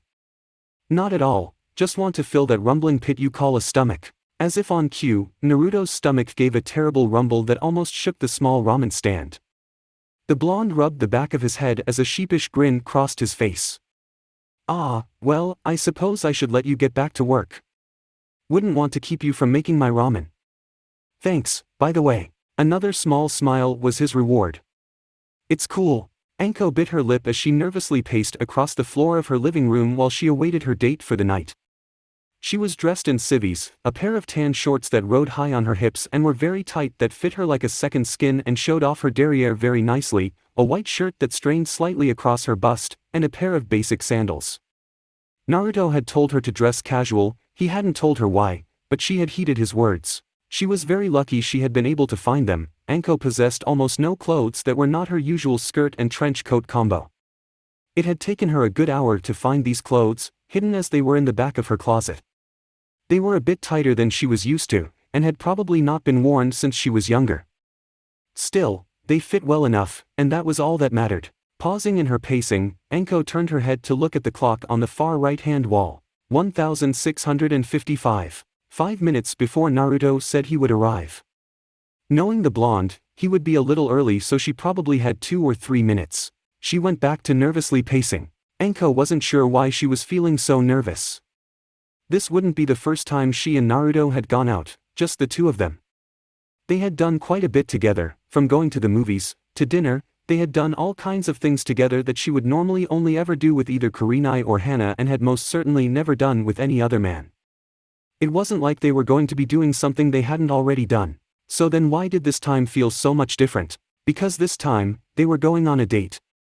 Not a get-together between two friends, as Anko had convinced herself the other times they had spent hanging out were. This was going to be a real date. And her first one to boot. That it was with Naruto just made her that much more nervous. The ringing of the doorbell almost caused Enko to jump. She hurried over to the door, then stopped and took several deep breaths in order to calm down. She told herself that even if this was a date, it was the same thing as what they had done every other time. It didn't really help. Stealing her nerves, Enko opened the door to see the blonde who had been causing her so much anxiety standing in the doorway with a smile on his face. He too was wearing civvies, a pair of loose-fitting black pants and a white t-shirt with a leaf insignia inside of the Uzumaki spiral. The outfit was finished off with a pair of basic sandals. He looked good, Enko thought as she stared at his upper torso, noting the way the shirt was straining against his muscles while in their relaxed state. "Hey," Naruto greeted. Enko grinned to hide her nervousness. "Hey yourself." Naruto chuckled, "You ready?" "You bet you're cute as I am." Naruto laughed at the woman's quip and held out his hand for Enko to take. After locking the door, the two of them left the apartment complex and began walking down the street. "So what are we doing?" asked Enko, trying to make conversation. "Movie? Dinner? A walk through the park?" From what she understood, those were what most people did on dates. Or at least what she thought people did on dates. Having never really been on one herself, all she knew came from books and some of the talks she had heard from other kunoichi. "PSH, Naruto scoffed. "Dinner and a movie? How cliché is that?" "Nah, I've got something loads better planned for our date." "Oh?" Enko raised an eyebrow, she was curious now. However, Naruto remained silent as he led her through the village by the hand. After several seconds of this, she began to get irritated. "So what are we doing? It's a surprise." His response gained an eye twitch from Enko and she began to needle him about what they were doing. Yet no amount of badgering seemed to give her the knowledge she sought. He just smirked that infuriating smirk and told her it's a secret before clamming up. She thought about using her interrogation techniques. But if she did that, then Naruto might not be able to take her out on their date. Very few men could walk properly after she had shoved several needles filled with venom from one of her snake summons into their balls. Now that she thought about it, most of those men tended to die if not given treatment within a few hours after being administered the poison. Eventually, Enko just gave up on getting the information she wanted from the blonde and decided to try and find out where they were going through other means. They were nowhere near the entertainment district of Konoha. Looking around, Enko noted the buildings, taking in their shape, size and general makeup. Most of them were large warehouses, steel structures that looked like half-cylinders buried in the ground. That meant they were in the North District. A frown crossed her face as she wondered why the hell they were in the Northern District of Konoha. Aside from a few warehouses, the only thing that was there was the gate that led outside of the village, which was exactly where they were going, apparently. Enko watched in a mixture of curiosity and bafflement as Naruto let go of her hand and signed them both out at the small guard stand where a pair of Chunin were sitting. When Naruto grabbed her hand again and pulled her past the large gates of Konoha, Enko had finally had enough. "Alright," Enko channeled chakra to the bottom of her feet, stopping their movement and almost making Naruto jerk her arm off as he had quite the grip on it. When he looked back at her, Enko gave the younger man a glare. "I've been patient enough, tell me where we're going or you're going to have a meeting with my snakes." "Threatening your date, Enko-chan?" asked Naruto, his eyebrows raising and his eyes shining in amusement. When she just continued glaring at him, the blonde sighed. Alright, I'll tell you where we're going. There's a fairly large town several clicks from here, and that's where we're going?" asked Enko, raising a single eyebrow. "Yep, and just what will we be doing there, now that I won't be telling you?" Enko huffed, crossing her arms over her bust and puffing up her cheeks. It was an adorable look, and Naruto laughed, which just made her puff out her cheeks even more. That is, until Naruto scooped her into his arms. What the hell are you doing?" Enko squeaked, her cheeks reddening to a dangerous degree. "I figured it would be faster if I did the traveling for us." Naruto gave her a blindingly innocent smile that was so not innocent it wasn't even funny. Before Enko had the chance to call him out on his bullshit, the blonde took off. "Now make sure you hang on." "What?" "Now just hold on a second, Naruto." Enko's scream of fear and anger could be heard all throughout Konoha. Enko growled at the laughing Naruto as they walked through the streets of the city they were in, a bustling trading town that looked like they were in the middle of some kind of celebration. There had to be thousands of people milling about, talking, laughing, playing games and looking at the many stalls that lined the street. Everyone looked like they were having so much fun. The snake mistress noticed none of this, busy as she was glaring at a grinning Naruto. "You know," her blonde companion began, that infuriating grin still on his face. "You keep scowling like that and it's going to give you wrinkles." If anything, his words just made Enko scowl more. Now, Naruto chided when he saw this. "Don't pretend you didn't enjoy the ride. I know you well enough to know that you liked it." He gave her a knowing look, causing Enko to blush. "You looked like you were about to start whooping by the end of it." Whatever, Enko turned her face away from him so that he would not see the red flush staining her cheeks. It was a little late for that, but one had to give the woman effort for trying. "I should feed you to my snakes." Naruto just laughed her comment off before hooking his arm through hers. Not giving the woman any time to say anything in protest, not that she would, he quickly led her off into the crowd. Despite trying to pretend she was still angry at the sudden speed traveling she had been subject to, Enko found herself grinning and laughing with Naruto seconds later as they began traveling through the crowd and enjoying the many attractions. The pair sampled some of the local cuisine from the small food stands and tried their hands at many of the game stalls. Of course, considering the pair were ninja, they had an unfair advantage when it came to the games. There wasn't a single stall they didn't win something at. By the time they had finished playing at the stalls, they had a large pile of stuffed animals that they would never be able to carry on their own. They ended up giving over half of the cute fluff toys away while the other half was sealed into a scroll. Only one of the stuffed animals was left out, a small red fox with large eyes that Enko had taken to hugging to her chest as they walked around the festival. Naruto felt a very small moment of envy for the fox. "Just a bit, so?" Enko started talking as they walked through the crowd. It was beginning to get late, the sun was setting, the golden orb in the sky lowering behind the horizon, painting the sky in a myriad of oranges and pinks. "Do you have anything else planned for this little excursion of ours?" Enko had to admit that she'd had a lot of fun. Her nervousness at going on a date aside, their time together had more or less been exactly as it had been before they had called the time they spent with each other a date. In fact, aside from them doing something completely out of left field, going to a festival had been an unexpected though not unpleasant situation. There were only a few differences worth note. For one thing, Naruto was a lot more physical with her. Before, whenever they hung out, there was always a bit of distance between them physically speaking. Today though, with the exception of when they were playing games at one of the stalls, the blonde Uzumaki had kept their arms encircled at all times. At first Enko was a bit uncomfortable with it, seeing as she had never done something like this before, but after a few minutes of being physically close with a man she had grown to enjoy the intimacy. She had even allowed her head to rest on his shoulder as they walked. In answer to her question, Naruto tossed her a grin. "We've got one more event before calling it a day," he informed her, a slightly mysterious glint in his eyes. "First though, we need to get you something more appropriate to wear." Enko blinked. "What?" Naruto didn't answer her question vocally. He simply gave her that infuriating grin before dragging her into the nearest clothing store. "Okay," Naruto smiled at his date as she gave him an irritated look. "Pick out a kimono." Enko blinked. "She's been doing that quite a bit lately." "What? A kimono?" Naruto smirked. "You know, traditional robes that most people in the elemental countries wear." "I know what a kimono is." Enko scowled at the blonde Uzumaki. Of course, the scowl did nothing but make Naruto smile as he completely ignored her words. "You should preferably pick something more formal. Something nice." Enko glowered at the blonde for a second, hoping against hope that her evil eye would make him quake in fear. At the very least she wanted to get a cringe. Seriously, with the crap she was putting up with from him and his damn cryptic ways, getting some kind of fearful reaction out of him would be nice. Naturally she got nothing but a wider smile, and so, grumbling all the while, Enko began looking around the shop for something to wear. The store was actually quite nice. It was well lit and had a rich atmosphere. It was also quite large, filled with rows upon rows of formal wear. Enko saw everything from regular kimonos to more traditional kimonos to furisode, hamongi, and everything in between. There was a lot to choose from. A lot. And for a simple gal like Enko, someone who rarely ever dressed up except for on certain occasions, it was more than a little overwhelming. Despite this, she did find something that she thought looked nice.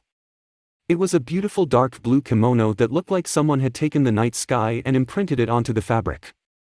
Dotting the silk-like cloth was hundreds of thousands of stars that, while perhaps not an astrologically accurate depiction of the stars, created a breathtaking image that Enko couldn't help but like. Yes, even Midarashi Enko liked to feel girly and beautiful on occasion. The kimono was to be held closed with an obi of the same color. Dark blue. It also had a physical representation of stars on it, though this one differed in that it was an image of an entire galaxy. The millions of tiny dots swirled around what looked like a giant hub of mist. Spreading outwards from the hub was what looked like arms, or tentacles that ended in soft points. Absently, she wondered how someone could think a galaxy would look like that when no one had ever seen beyond their mud ball of a planet. Probably science fiction novels. A few seconds later she found herself in the changing room putting the kimono on while Naruto stood outside waiting for her. When she was finally finished putting on her kimono, Enko walked out of the door and grinned before striking a pose. So what do you think? Only to drop out of it seconds later when she saw Naruto, who was now wearing a kimono of his own. He was wearing a pair of dark orange hakama and shitage. The formal kimono he wore over it was a very dark blue bordering on black and was being held closed by an orange obi.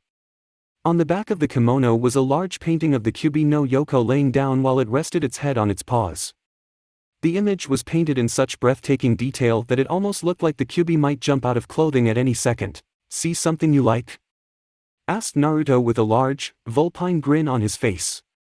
He enjoyed seeing the shell-shocked look on the beautiful woman's face and the flush of pink painting her cheeks. Enko nodded absently, showing that, yes, she did indeed see something she liked. It was only after she realized what he said and what she was doing that she managed to regain control over herself. She shook her head once, then looked at him again, trying to keep herself from stripping him with her eyes. When did you have time to change? She asked. At her question, Naruto looked down at himself, then back up at her, his face holding an expression of innocent confusion. What are you talking about? I've been wearing this all day. Enko's eyes twitched. No, you haven't. Naruto said with a smile. You just didn't know it. The eye twitching became incessantly violent. But you, that's... Enko tried to articulate her annoyance to the blonde, but couldn't think of anything to say. Thus she just ended up sputtering incoherently, her face red and her eyes twitching. Naruto laughed, causing her even more irritation, before he grabbed her hand and began dragging her out of the store. They walked down the street, Enko still annoyed and angry at Naruto, and Naruto smiling his amused smile. They must have made quite the pair as a lot of people who glanced at them couldn't help but stare at the two. So are you finally going to tell me where we're going? Or am I going to have to kick your ass for continuing to be all cryptic with me? Enko asked tersely. Naruto just smiled at her. You'll see where we're going in just a second, Naruto replied as he deftly guided her through the crowd. Enko did not even bother keeping the annoyance out of her face this time. She liked Naruto, she really did.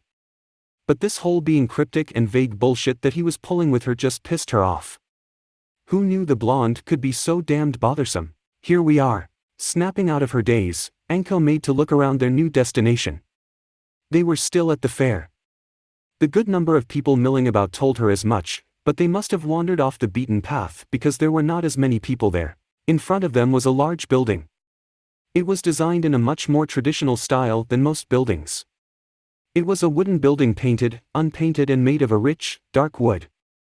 The building, elevated about a foot off the ground, was surrounded by a wooden railing. Instead of standard doors, this building had fusuma that were painted to look like a beautiful grassy landscape underneath a setting sun. It didn't take long before Enko recognized what this place was used for. This is... A little birdie told me that you enjoy tea ceremonies, Naruto said. Enko took that to mean either Kurenai or Hana told him about her love of tea ceremonies, as they were the only two people in all of Konoha who knew about it. She made a promise to herself that she would smother them both with a pillow in their sleep.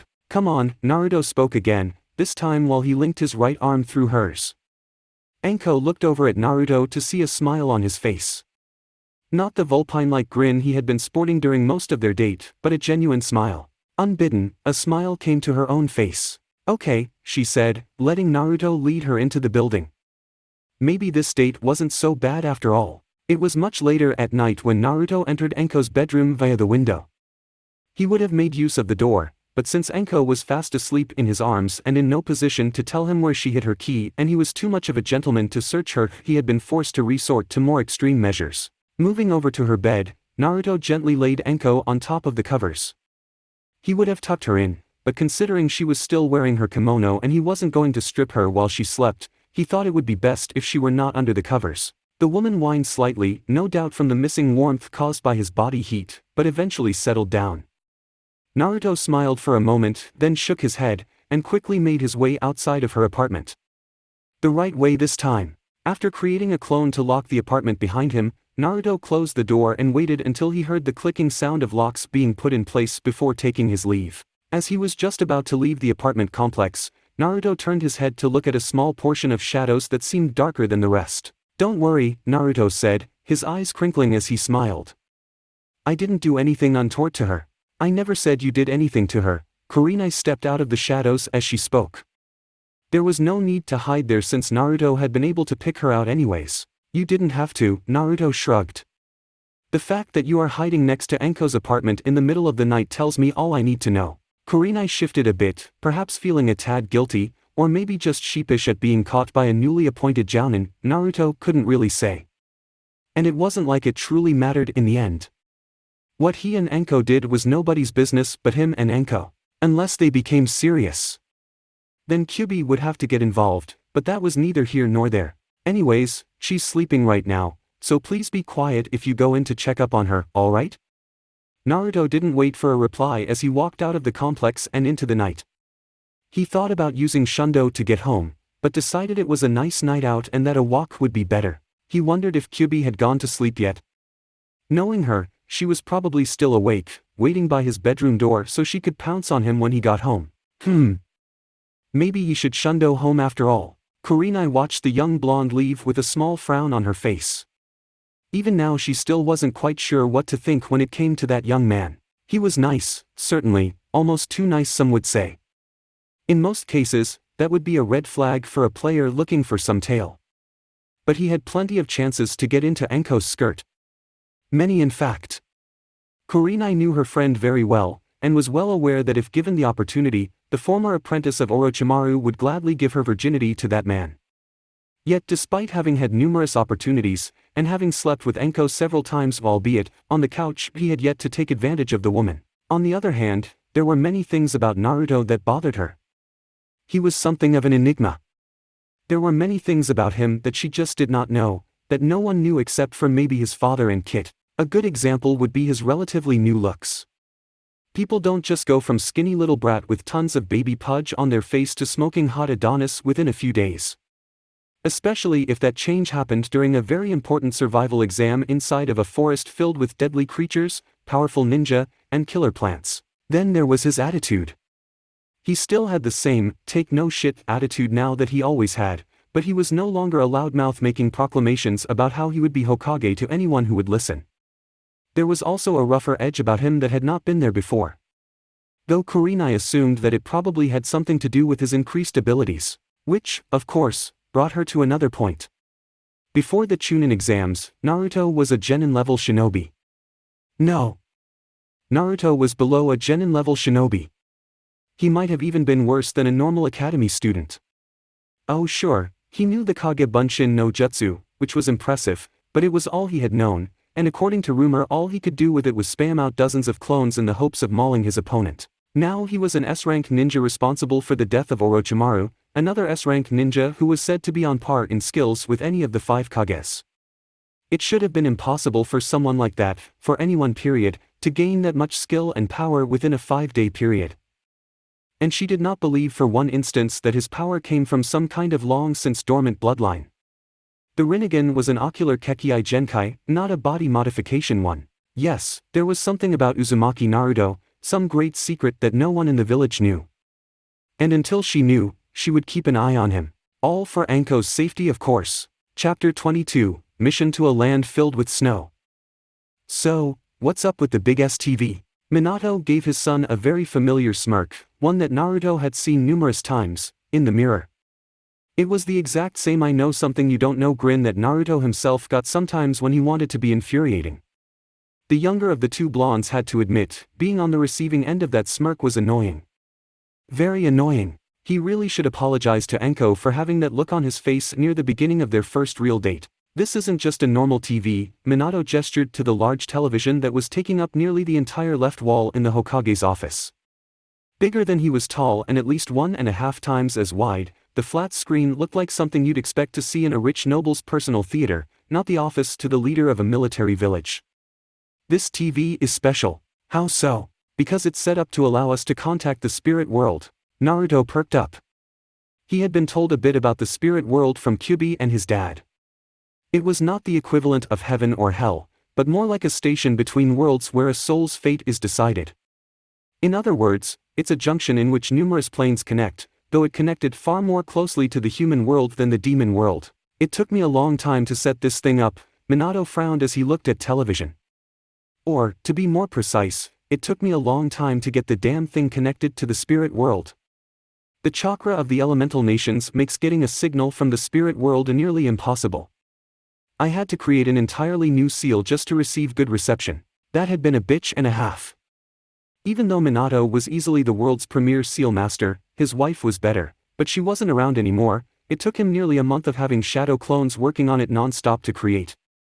The headache he'd received via information feedback had nearly killed him, again. Which would not have been cool. He had no desire to die for a second time. So it works? Asked Naruto, intrigued. You can get a connection to the spirit world from here? Yes. Minato turned the TV on by pressing a small red button on his desk. The once dark screen became white and gray with static. I tested it last night. I see. Naruto paused. I take it this is the reason you called me in? Yes, there is someone who wants to meet you. The two stared at the screen as the image began to clear. The static soon disappeared, several waves of lines ran up and down the surface, then it began to sharpen and form a cohesive image. This image, which appeared to feature a large wooden desk, had a person in it. Ah, Minato-san, the person on the other end said, unsurprised.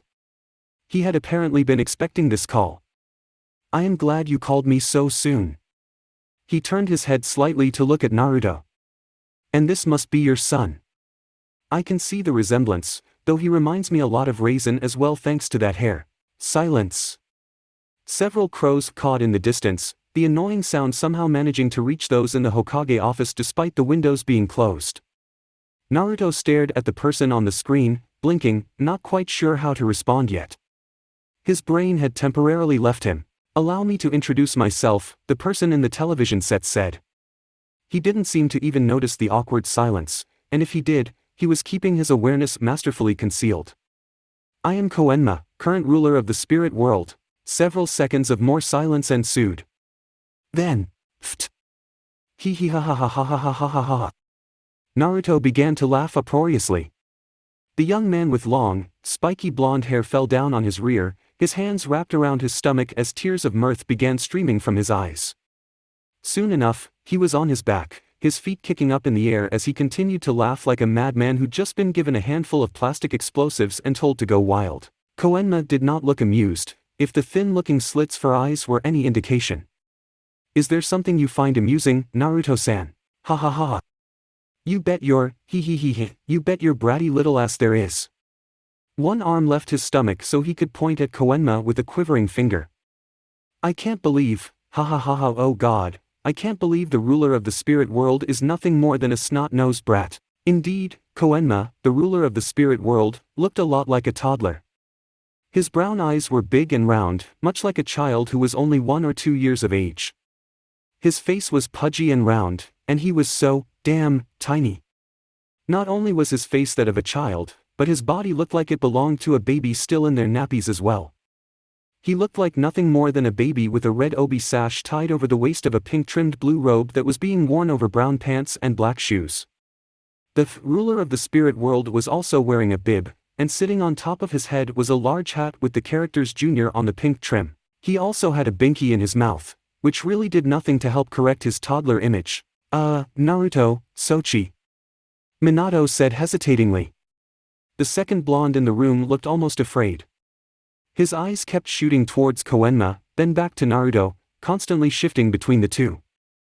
I really don't think you should be saying such things about Koenma-sama. Of course, Naruto was not listening to his old man, busy as he was laughing. Who'd have thought that the ruler of Spirit World would still be in diapers? Wahahahahahaha. Several tick marks had formed on Koenma's head sometime during Naruto's breakdown. These ticks only proceeded to grow in size as the blonde brat continued to roll all over the floor of the Hokage's office, laughing maniacally at the very, very young-looking ruler. I'll have you know that I am perfectly potty trained. Koenma sounded like he was trying to keep his composure. Trying, and failing. And I'll also have you know that my physical appearance is in no way conducive to my actual age. I have lived for many millennia. I'm far older than even that Kyuubi demon you are so fond of. Sure, Naruto chuckled. He had finally stopped rolling around on the floor and was now sitting up with his arms stretched out behind him and being used as support for his torso. There was a large grin on his face. Whatever you say, brat. Wahahahahaha. Not too longer after speaking, Naruto began to roll around on the floor again, his mirth unable to be contained. His left eye twitching with a violence it did not know it was capable of. Koenma looked at Minato. Are you sure your son is up to the task of being a spirit detective, Minato? He does not seem very reliable. Minato was sweat-dropping. As he looked at his son rolling around on the ground, laughing at one of the most powerful beings in the universe, he could not help but agree. Still, I assure you, my son is more than capable of making an excellent spirit detective. He defended his son because, well, what kind of father would he be if he didn't? Parents were supposed to have faith in their children, and Minato had faith in his, despite the fact that he was beginning to seriously question his son's mental stability. I think he's just taken aback by Koenma-sama's appearance. Koenma sighed. Yes, I suppose I can see where he is coming from. Still, he glared at the young demon who was only now coming down from his second bout of laughter. A little self-control would be appreciated. Sorry, Naruto snickered a few more times before calming down. Standing back to his feet, he looked between his father and the baby who was supposed to be in charge of the spirit world. I didn't mean to laugh so much. Yes, he did. So what's this you said about being a spirit detective? Are you finished acting like fool? Naruto paused, actually considering the question. Slowly, he nodded. I believe so. For now at least, he added to himself. Very well, Koenma nodded. I do not know how much you know about our situation, but the spirit world has always had issues keeping an eye on the elemental nations. That chakra humans possess on this continent interferes with our abilities to see what's going on there somehow.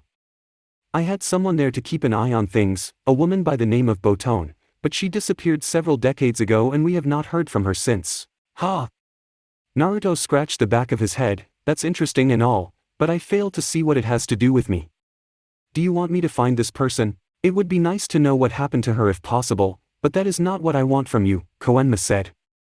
What I need is a presence within the elemental nations, someone who can keep tabs on everything going on.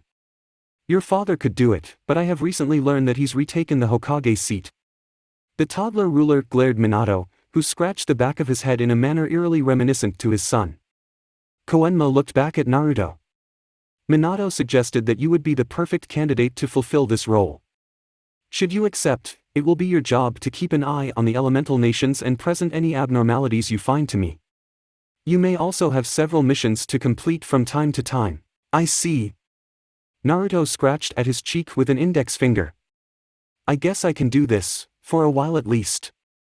I've got my own ambitions to complete, but so long as this whole spirit detective thing doesn't get in the way of my goals, I don't have a problem doing them. I am pleased to hear that, Koenma said, and we've already got your first task lined up for you. Naruto perked up a bit. This task Koenma spoke of was probably the real reason his old man had called him here. Several months ago a young ice apparition by the name of Yukaina was kidnapped. A man named Ganzo Terracane, the person who we believe founded the Black Club. The Black Club? Naruto actually looked disgusted. What the hell kind of name is that? It might be a terrible name, but the Black Club is comprised of some of the most powerful and wealthiest crime syndicates and mob bosses in the entire world, Koenma informed the young demon. Well, whatever, Naruto dismissed his thoughts on the stupidity of that name and got back to the discussion at hand. So why did this Ganzo, which is a horrible name by the way, kidnap Yukaina? Because Yukaina is an ice apparition. Knowing that Naruto would not have the slightest clue as to what he was talking about, Koenma quickly extrapolated. As an ice apparition, Yukaina has the ability to produce beautiful gems known as Hirosaki stones. These gems are extremely valuable, worth several thousand ryu each. Naruto whistled. That's quite a bit of money, especially if this Yakaina chick can produce them indefinitely. Koenma nodded. We had been tracking Ganzo through our spies when, several weeks ago, he disappeared from our radar. He hasn't been seen since. We have reason to believe he's set up shop in the elemental nations somewhere, though, whether he has done this to hide from our presence or because of some other reason, I don't know. I see. Naruto hummed thoughtfully. Do we know where this Ganzo character is? At this, Minato finally began speaking again. We have actually received several reports that he has been spotted in the company of Dota Kazahana, the current daimyo of Yuki no Kuni. This is very fortuitous for us because I actually have a mission here that will give you an excuse to travel there. Sitting back down behind his desk, Minato grabbed one of the many scrolls that littered it. After checking the scroll, he tossed it to Naruto, who opened it and checked its contents as well. Your mission will be to protect Yuki Fujikase, the famous movie actress, while she and a filming crew make the next of the famous Princess Gale movies. You will be given a squad to accompany you. Because we are a little understaffed thanks to the invasion and the increased number of missions we've received, you will only be able to select from the young genin who participated in this year's Chunin Exams. Naruto nodded, but did not stop reading the scroll. While there, you will also ascertain the whereabouts of Yakaina. This side mission is, of course, off the record. No one else is to know about your role as a spirit detective. There is no telling what would come of the knowledge that the spirit world now has a presence in the elemental nations. Got it. Naruto rolled up the scroll and looked at his father. Is there anything else? No. Go and prepare for the mission. Gather what supplies you need, then come back here to meet your team. Hi. Naruto stood at the foot of his bed, staring at all the items on it as he tried to determine what tools he would need for this mission. There were a large number of sharp, pointy implements and several other items and accessories that most ninja use when on missions. Let's see, kunai, definitely. Ninja wire might be useful too, though for what, I have no idea. Shuriken. I don't really use those, but I guess I should take a couple dozen with me. The blonde paused in his rambling to look up at the ceiling. Come to think of it, I don't think I use any ninja tools these days. He looked back down at all the ninja tools and sharp, pointy objects on his bed and scratched the back of his head. Guh, why is this so much harder than I remember it being? Probably because you don't need to use flimsy weapons like this anymore. Naruto's expression took on a look of delight as he spun around. Kyo-chan, Kyuubi, or Kit as she was known to the populace of Konoha, only had enough time for her eyes to widen before she was pulled into a kiss that took her breath away. She opened her mouth, though whether this was done in surprise or because she wanted to say something shall never be known. That's because the moment her mouth opened, Naruto's tongue was there, caressing her tongue, her teeth, the sides and roof of her mouth, and exploring the deepest reaches of her oral cavity. All she could do was moan as her blonde mate and lord ravaged her mouth. Her back was soon pressed against the door. Her hands were forced to grip onto Naruto's jacket as her legs had turned to jelly and would no longer support her. To help keep her up, or maybe just because he desired to feel more of that luscious body pressing against him, Naruto wrapped his arms around her waist and pulled her tightly to him. It was only after Naruto felt he had thoroughly explored the red-haired vixen's mouth that he pulled back. A string of saliva stretched out between them. This liquid connection was broken by Naruto, who leaned back in and licked at Kyuubi's lips, earning a shiver from the woman he was holding in his arms. And Naruto-sama, she gasped in surprise. What was that for? Do I need a reason to kiss you? Kyuubi blinked at that. His words caught her off guard. Well, no. I was just curious what I had done to deserve such a passionate ravaging. I'm going to be leaving on another mission, Naruto told her, even as he leaned in and began to plant kisses on her exposed neck. Kyuubi moaned and tilted her head to allow him better access to her sweat spots. It's an A rank and will take me to a place called Yuki no Kuni. That's pretty far from here. Kyuubi's words were interrupted by several pleased gasps whenever Naruto hit one of those small areas of skin that were ultra-sensitive to his touch. One particularly loud noise was induced when he lightly nipped at her skin just under her jaw. Yes. Right there. It is far away. Naruto's tongue trailed a small path up her neck, reaching her ear which he proceeded to nibble on. Kyuubi's beautiful voice let him know she approved of this action. It soon turned into a gasp, however, when his strong hands roughly grabbed a plentiful amount of her deliciously tight rear end. That's why I feel it's important we make the most of our time right now. I see, on. A knee pressed against her groin, rubbing against her crotch in all sorts of delicious ways. The cloth of her tight, black shorts rubbed against her folds, creating an incredible friction that had her gasping and moaning. Then, you should do your best to give me a proper goodbye. Naruto smiled against her collarbone. Don't worry, I intend to. It was not long at all, barely a few seconds later in fact, that Kyuubi found herself laying on her back on the bed, Naruto pressing down on top of her. His mouth was ravishing hers again, but this time she was prepared and gave as good as she got. Soon enough, clothing was being flung all over the place, leaving the pair completely nude. It shouldn't need to be described for people to know where this was going. In another room, one that was not far from Naruto's and Kyuubi's, Kuratsuchi buried her head underneath her pillow. She was hoping to block out the sounds coming from the room next to hers, but was having little success. Oh fuck yeah. Yes. Yes. Yes. Keep fucking doing that, you motherfucking cunt. Damn, you've got a fucking amazing mouth on you. Yeah, those were the sounds she was trying to block out. Why oh why did that blonde bastard give her the room right next to the lesbian couple? There were plenty of unused guest rooms they could have stuck her in, but no, that damn Namikaze and his vixen had to shove her into a room right next to the two lesbian lovers, one of whom appeared to be incredibly vocal, not to mention ridiculously vulgar. This was probably some form of revenge or something. That blonde didn't seem like it, always acting so congenial and all, but he could be a damn sadist when he wanted to be. Regardless, this was unforgivable. First chance she got, Kuratsuchi was going to show that bastard what happened when you pissed her off. Oh yes, Naruto was going to rue the day he imprisoned her in this place. He wouldn't know what hit him. Kukuku. Oh fucking hell yes, kin. Keep doing that fucking amazing thing you do with your tongue. Kuratsuchi's face began to steam. Damn it. Shut up you frickin' lesbo. H. Fuck. I said shut up. Within a harsh land covered in ice and snow stood a tall, fortress-like mansion. This indomitable fort, which was nestled within the shadows of a gigantic mountain, appeared to be a bastion within the barren landscape. Several large towers rose up from the ground, 6 in all, and were connected by an enormous wall with barbed wire. It surrounded the mansion proper, keeping all manner of inscrutable characters and beasts out. The mansion was a very large, very ostentatious building. A manor built in the Western style that had begun to spread across the elemental nations ever since several groups of foreigners migrated this land to escape war in their homelands. Designed in the Neo-Renaissance architectural style, the manor had square towers built into each corner and was sitting on a large terrace that gave way to several kilometers of maze-like walls covered in ice and snow.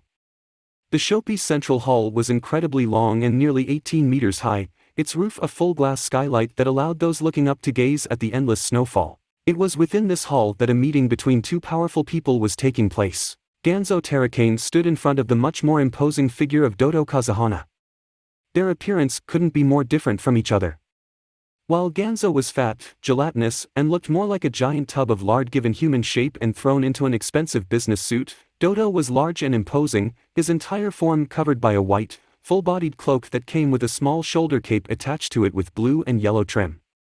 Despite this difference in height and his counterpart's intimidating presence, Ganzo did not look the last bit concerned. Doto, the man said, smiling in a very unpleasant manner, like a greasy salesman who was trying to pull one over on you. Neither the expression on his face nor the way he addressed Doto without the honorific befitting his status of a daimyo endeared the man to him. To what do I owe the honor of this visit? Do not play ignorant. Doto's voice, in contrast to Ganzo's smoker's voice, was deep and imposing, just like the man himself. I offered you sanctuary in this country after you were chased out of your own in return for Hirosaki stones, which you promised you could provide in abundance. Doto stared down at the man, who still did not appear very concerned. I hope you have a good explanation for why you have yet to come through on your side of our bargain. We have been having a few issues with the one who produces the gems, Ganzo admitted. She is being most resistant than we expected. Even torture doesn't seem to work. Then you obviously haven't been trying hard enough, Doto responded, to which Ganzo twitched. A smile formed on the taller male's face. After the number of times this man had upset him, it was good to see something that could anger this tub of fat. But not to worry. I have brought 2 people who will be able to do what you clearly could not. While Ganzo grit his teeth at the man's audacity to suggest others could accomplish what he couldn't, the door leading to the world outside burst open. A gust of cold wind blew in, sending with it a good dose of snow. The cold caused Ganzo, who was still not used to the intense cold in this country, to shiver.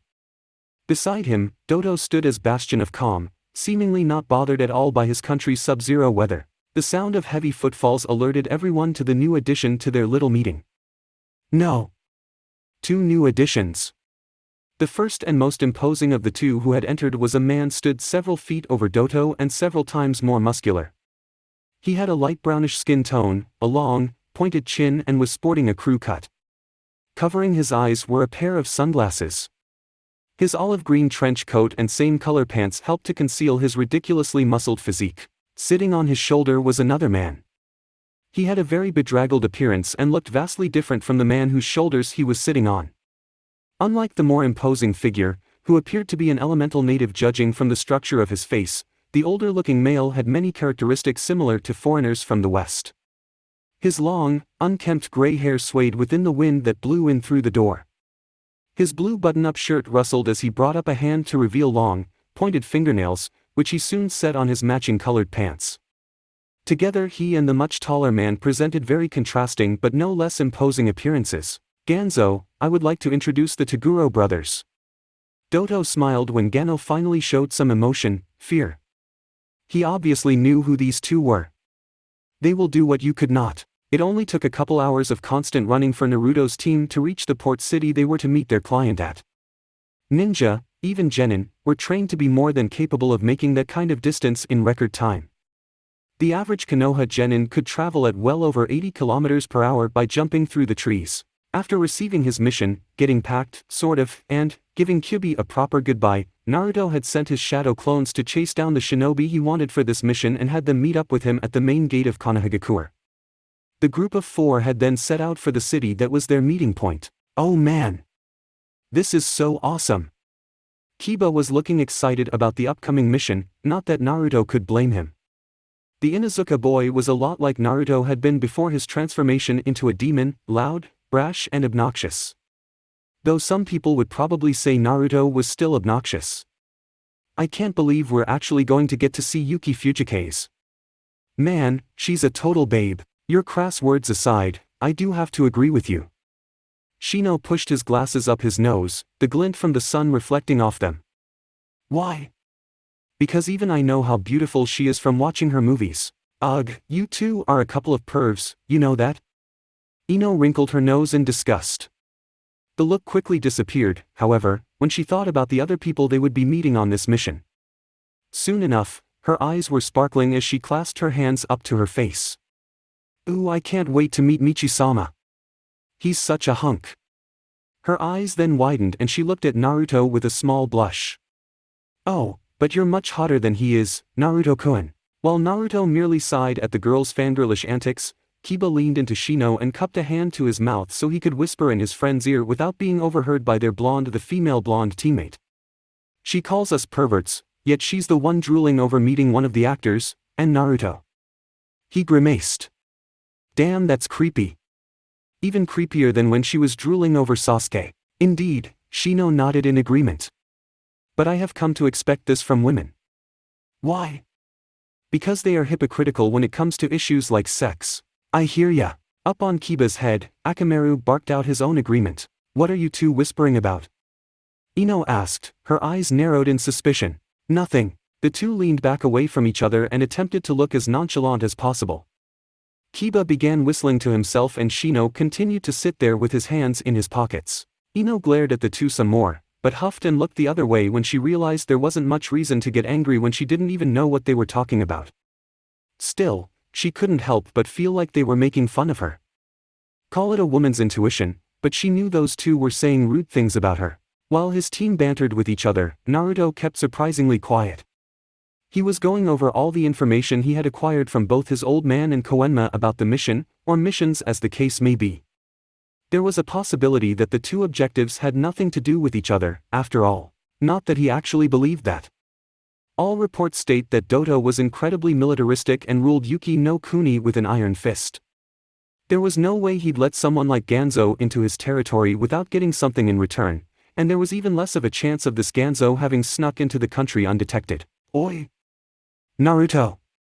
Kiba's brash voice snapped the blonde-haired demonic ninja out of his stupor. He looked over at the smaller boy, a single eyebrow raised. What is it, Kiba? Nothing, you've just been so quiet it's kinda freaking me out. I'm just not used to you being so silent, you know. Naruto tilted his head to the side, considering. Yeah, he nodded slowly, I guess I can see where you're coming from. Before his change Naruto had been loud and brash. He still was to some degree, but he also had the ability to tone his enthusiasm down when there was no need for it. I was just going over the mission details. Ah, I see, Kiba nodded, grinning. It's a pretty sweet mission if you ask me. I mean, we're going to be protecting the Yuki Fujikes. How cool is that? We're not just protecting Yuki-san, though, Shino added in an attempt to curb his teammates' enthusiasm. Our job is to guard the entire crew while they shoot the film. I know that, Kiba scowled, I'm just saying that we're also guarding Yuki Fujikes, which is the best part about this whole gig. Agreed, Ino facepalmed as she watched the two boys' antics. Ugh, men. Before the long the sea of trees soon parted to reveal their destination. Like most port towns off the coast of Fire Country, this one was a large, bustling city, maybe even bigger than Konoha in sheer population. Most of the buildings were also built in the more Western-style architecture due to their stability and sturdiness. Elemental buildings, beautiful as they were, did not hold as well when dealing with the salty air of the sea. So this is the place, huh?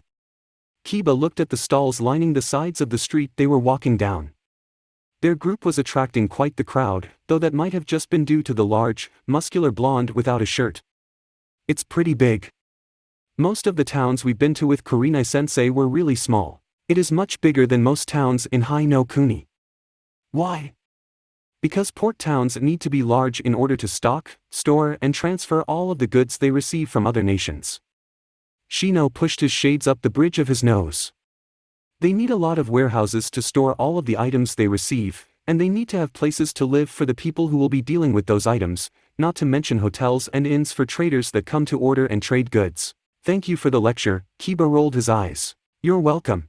I wonder if I can do some shopping before we leave here, Ino mused to herself as she also stared at some of the stalls. There were a number of beautiful items on sale, like this necklace she saw dangling from a hook. Maybe when we come back from our mission, Naruto answered, we'll have to pass through here when we return.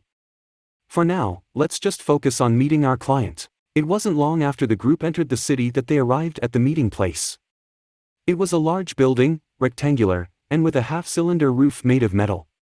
The surface was slightly rusted, more from the salty air than due to age. All around them people were running every which way in various degrees of panic. Kiba, Ino, and Shino all stared at the large congregation of people rushing to and fro, shouting and yelling and just generally freaking out. Something had obviously happened before they got here. The question was, what? What do you think is going on here? Ino voiced the obvious question. I don't know, Naruto said, but I intend to find out.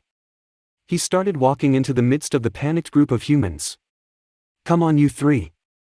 Let's see if we can't find our employer. It took them a bit of time asking around, which took far longer than it should have due to how frantic everyone was, but they eventually managed to uncover the location of one Sandei Wasama, the man who had hired them for this job. At the moment, the man in question was currently screaming into a wireless radio, looking more than a little frazzled. His short gray hair was an unkempt mess, and even his trimmed beard, which Naruto imagined was normally neat and tidy, looked like someone had run a rake through it. His dark blue business suit likewise reflected his state of panic, ruffled and creased as it was. I don't care how long it takes. You have to find her as soon as possible. Keep searching. The man closed his phone, releasing a deep sigh as he did so.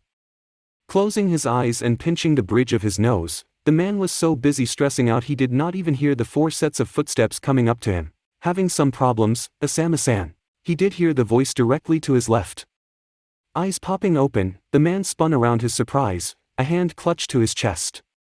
Upon completing his rotation, he finally saw the 4 standing behind him, a young man with shades and a long overcoat covering his entire body, another young man with a feral look in his eyes and a dog on his head, a blonde girl about the same age, and an older-looking teen in a long trench coat and no shirt that showed off his incredible physique. The man took a deep, calming breath to steady his nerves.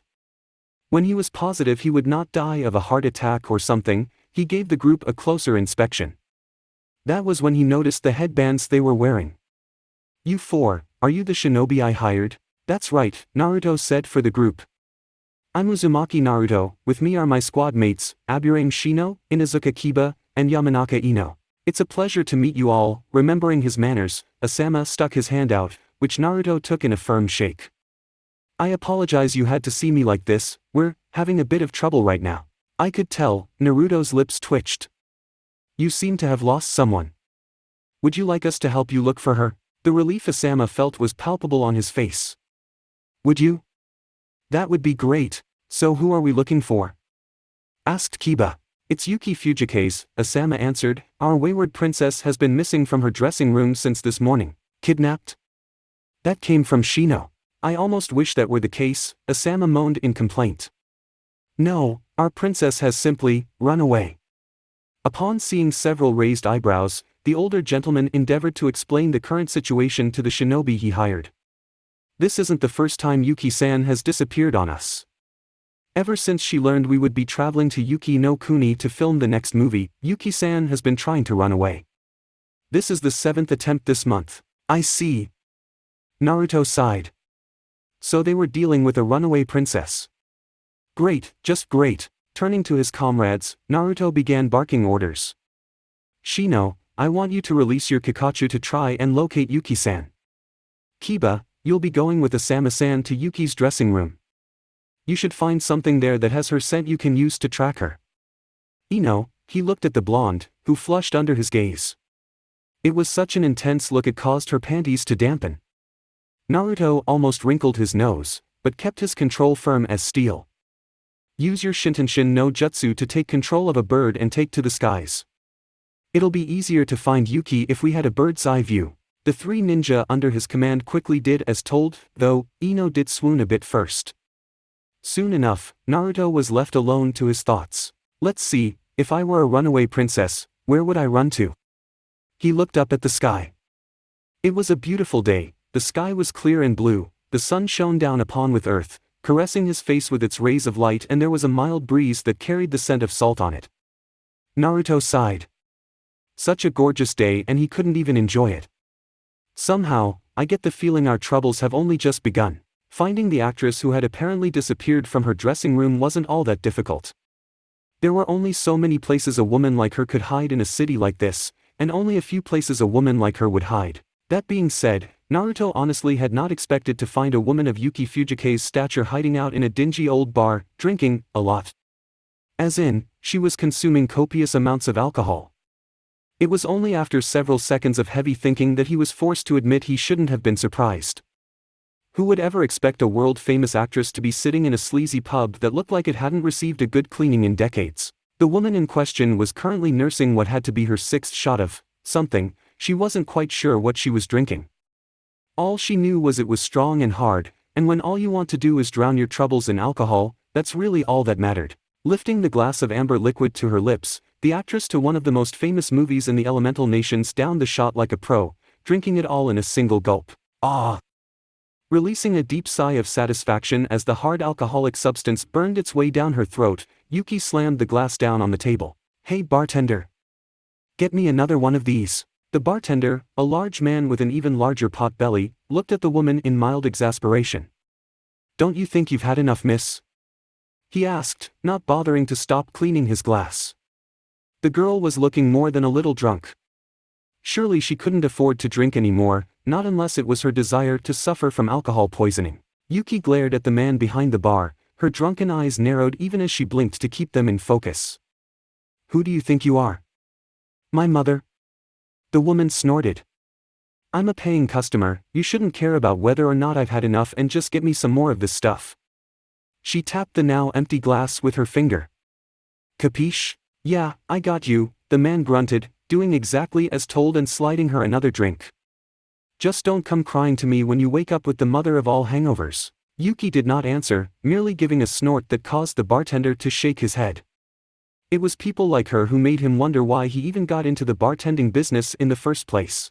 As the bartender left her to her own devices, the blue-haired female began drinking from the new glass. She decided to nurse it this time, rather than down it all in one go. As she sipped at her drink, her hand went into the neck of her shirt, where she then pulled out a small, beautiful gem attached to her necklace. Even in the dim lighting of the room, the gem in her hand coruscated with a brilliant light. Staring at the pretty bauble in her hand, the woman unconsciously delved into memories of a long time past. Her fingers soon closed over the gem, tightening into a clenched fist. With a grimace on her face, she shoved the gem back under her shirt. "Go back to Yuki no Kuni," she snorted, as if the very notion of such a thing happening was preposterous. She took another sip of her drink, letting the alcohol slowly burn its way down her throat. "It'll be a cold day in hell that I go back there." While Yuki was wallowing in the misery that was her life, several feet away, a man sitting at a table in the corner of the room stood up. This man's entire body was cloaked from head to toe in a dark brown trench coat. Even his head was covered by a wide-brimmed hat that kept people from being able to see his face. It was clear to all those looking his way that the man was absolutely sloshed. He was swaying on the spot, and his breath reeked of alcohol. The gods only knew how much he had imbued. After leaving some money on the table, as well as a generous tip, the cloaked man began making for the exit, which took him right next to Yuki Fujike's. As he reached the woman with long blue hair, his hand reached out for her, if only for a second before it was knocked aside and his body was shoved out of the way by an unknown person ramming into him. The man, who opened his mouth to retort, was unable to get even a word out before he snapped his jaw shut. Those eyes, those cold, glaring purple eyes with ripples in them, were glaring at him with enough venom to down an elephant. Looking into those eyes made him feel like he was staring death in the face. His death, to be precise. Seconds later, the drunken man was scurrying out of the bar, leaving Yuki alone with the man who had just walked in. Snorting, the teenager with wild blonde hair sat down next to Yuki, who was studiously ignoring his presence. "You've caused your director and manager a lot of problems, Yuki Fujike's." The woman didn't even look at Naruto as she snorted. She just took another sip of her drink, then set it down on the table. "And who are you to say that to me? Apparently, I'm your new babysitter, since it seems you need someone to keep an eye on you 24/7. The woman twitched at the babysitter remark, but didn't respond to his taunt otherwise. "So, what? You here to take me back or something? 'Cause I can tell you right now I'm not going back to that place." No longer concerned about nursing her drink, the actress in hiding slammed it back without care. "I've decided to quit filming the Princess Gale movies. If they want to keep making those movies, they'll have to find someone else." "I see. What's with that face? It's not like it's unheard of for films to switch actresses, it happens all the time." The woman still hadn't done more than glance at him out of the corner of her eye, busy as she was staring into her glass of ice. "I don't really care about any of that," Naruto declared. "All I care about is getting your ass back to the filming crew and your manager. If you want to quit, or whatever, take it up with them. TCH, you're such a joy kill. And you're just a drunk wallowing in her own misery. Humph. What would a kid like you know about life? A lot more than you'd think." "Whatever," Yuki muttered, "let me tell you a little secret, actors are the biggest bunch of fakes you'll ever meet. It's a dirty, rotten job that only the lowest of lowlifes would ever want. We stand up there in front of the film, acting so others can ogle and admire us." She shook her head in disgust. "Really, all those fools who think we're so cool, who want to be us, they have no idea what kind of people we really are." Naruto sat there, listening to the woman run her mouth without having any real clue as to what she was talking about. Actors are the biggest fakes? Really? Did this woman not realize that he was a fucking shinobi? Lying, cheating, stealing, killing, these were staples of ninja life. They were the most ruthless, hardcore killers in the elemental nations, and all shinobi excelled at acting to prevent suspicion being cast on them when on missions. This woman knew nothing. Finally giving the young man sitting by her side more than a sidelong glance, Yuki eyed him up and down with a drunken leer. He wasn't a bad catch at all, wild blonde, rock star-like hair, tan skin, and incredibly toned muscles. Not to mention those abs. Really, the only thing creepy about him were those strange ripple eyes, and she could ignore that if she stared at his body. "Say, you're pretty hot. How would you like to find out what it's like to be with an actress?" "I'm sorry to say you're not my type," the young man replied. "And even if I were willing, you wouldn't be able to keep up with me. Is that a challenge? Take it however you want." Naruto stood up. "Now, I do believe you've had enough to drink. It's time to go, Sandae-san is waiting for us." Yuki's leer turned into a scowl. "And I already told you I'm not going." Grinning like the woman had just said something stupid, Naruto said, "You say that like I'm giving you a choice.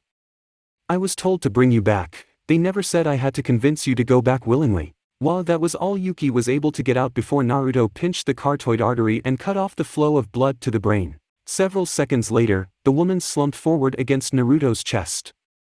She was out cold. Sliding one arm under her legs and the other around her shoulder, Naruto lifted the famous actress into his arms. But not before putting several coins on the table to pay for Yuki's drink. Heedless of the bartender watching him go, Naruto left the bar. "Sorry about that," he said, then paused. "Actually, I'm not sorry. You deserved it." Humming a small tune to himself, the blonde began making his way towards the designated meeting point. Dodo Kazahana sat on his throne within his fortress of a palace, smiling as he rolled one of the many Hirosaki stones he had been able to wring out of that wretched creature in his hands. To think something worth so much could be produced by that worthless whore's tears. These will fetch a hefty price on the black market. His mind was already working out the best way to sell these gems. Hirosaki stones were worth a lot of money due to their rarity, even more so in the elemental nations than anywhere else. Demons were a rarity, ice apparitions even more so. Behind the daimyo of Snow Country was younger Toguro. Like a silent sentinel he stood there, not saying a thing. Sitting on his shoulder as per usual was his brother. Dodo's musings were interrupted by the appearance of his most trusted jonin. After said man cast a quick glare at the Toguro brothers, he knelt down before his lord, his head bowed in submission. "Ah, Nadar." Dodo pocketed the Hirosaki stone and focused his attention on the jonin. "What news do you bring me?" "I have learned that the famous actress, Yuki Fujikase, is coming to Yuki no Kuni to shoot the next of the Princess Gale movies." "Yes, I am already aware of that. She has the hex crystal." "I see." Dodo leaned back on his metal throne, his fingers idly tapping against the armrest. "So she has the hex crystal. Splendid, this is absolutely splendid." Not only did he now have a good source of income, he could now claim the Kazahana treasure. There is no question about it, this actress is Koyuki Kazahana. The ninja identified as Nadar spoke with absolute confidence. The informant I had shadowing her confirmed the hex crystal was in her possession. She is the genuine article. Taking care of one little girl. One of the other shinobi who had entered the room with Nadar chuckled, a smirk playing on his face. "This should be a piece of cake." "I wouldn't get so confident yet," Nadar continued, his tone quickly turning sharp and serious. Dot raised an eyebrow. His subordinate almost sounded worried. "Koyuki is not alone. It seems the filming crew has hired a team shinobi bodyguards for this." "Who are they?" "3 of them are inconsequential." Nadar dismissed the genin of the group. They would be easy enough to deal with. It was the last one that would cause them the most problems. Their jonin leader is the biggest threat, Naruto Namikaze, the son of the Yondaime Hokage. Dodo leaned back in his seat, his expression pensive. "And the one who killed Orochimaru of the Sennin in single combat." Dodo frowned to himself. This could be a problem. While Dodo spoke with his ninja, younger Toguro silently perked up behind them. "This Uzumaki Naruto," younger Toguro spoke up, his voice a deep, bass rumble. "Is he strong?" Nadar and the other 2 shinobi present looked at the much taller, much more muscular man with confused, blinking eyes. Dodo, on the other hand, merely contemplated the man he had hired as his bodyguard. He then turned back to his 3 most powerful shinobi. "Nadar?" Understanding the unspoken prompt, the man kneeling before his lord spoke honestly. "Currently speaking, Uzumaki Naruto is being hailed as one of the most powerful shinobi in the entire world, an S-class ninja with a flea-on-sight order. He not only managed to kill Orochimaru in single combat, but is rumored to have utterly decimated Oto's ninja forces immediately afterwards." Nadar frowned, but continued pressing his point. "Fighting against a person of his caliber is suicide." As strong as Nadar liked to consider himself, he was not so arrogant as to believe a battle against Naruto would end in anything but his untimely death. "Even if myself, Fubuki and Mizore fought him together, it would still end in defeat." Dodo raised a single eyebrow at the jonin. For him to say something like that, this Naruto must be incredibly powerful. "Even with that new chakra armor I gave you, it is said that Naruto's raw strength is enough to shatter boulders without chakra reinforcement," Nadar answered. "While I'm sure some of that is just rumors, all rumors have a grain of truth to them. And Naruto's physical prowess is well known. And what do you think about all this?" Dodo turned his head to look at younger Toguro and his brother. At first, the large man said nothing. He merely stood there in silent contemplation. A moment passed, then two, finally, the man smiled. I think that I would very much enjoy meeting this Uzumaki Naruto to see if he is everything you have made him out to be. That's it for part 10. Thank you for watching and see you in the next video.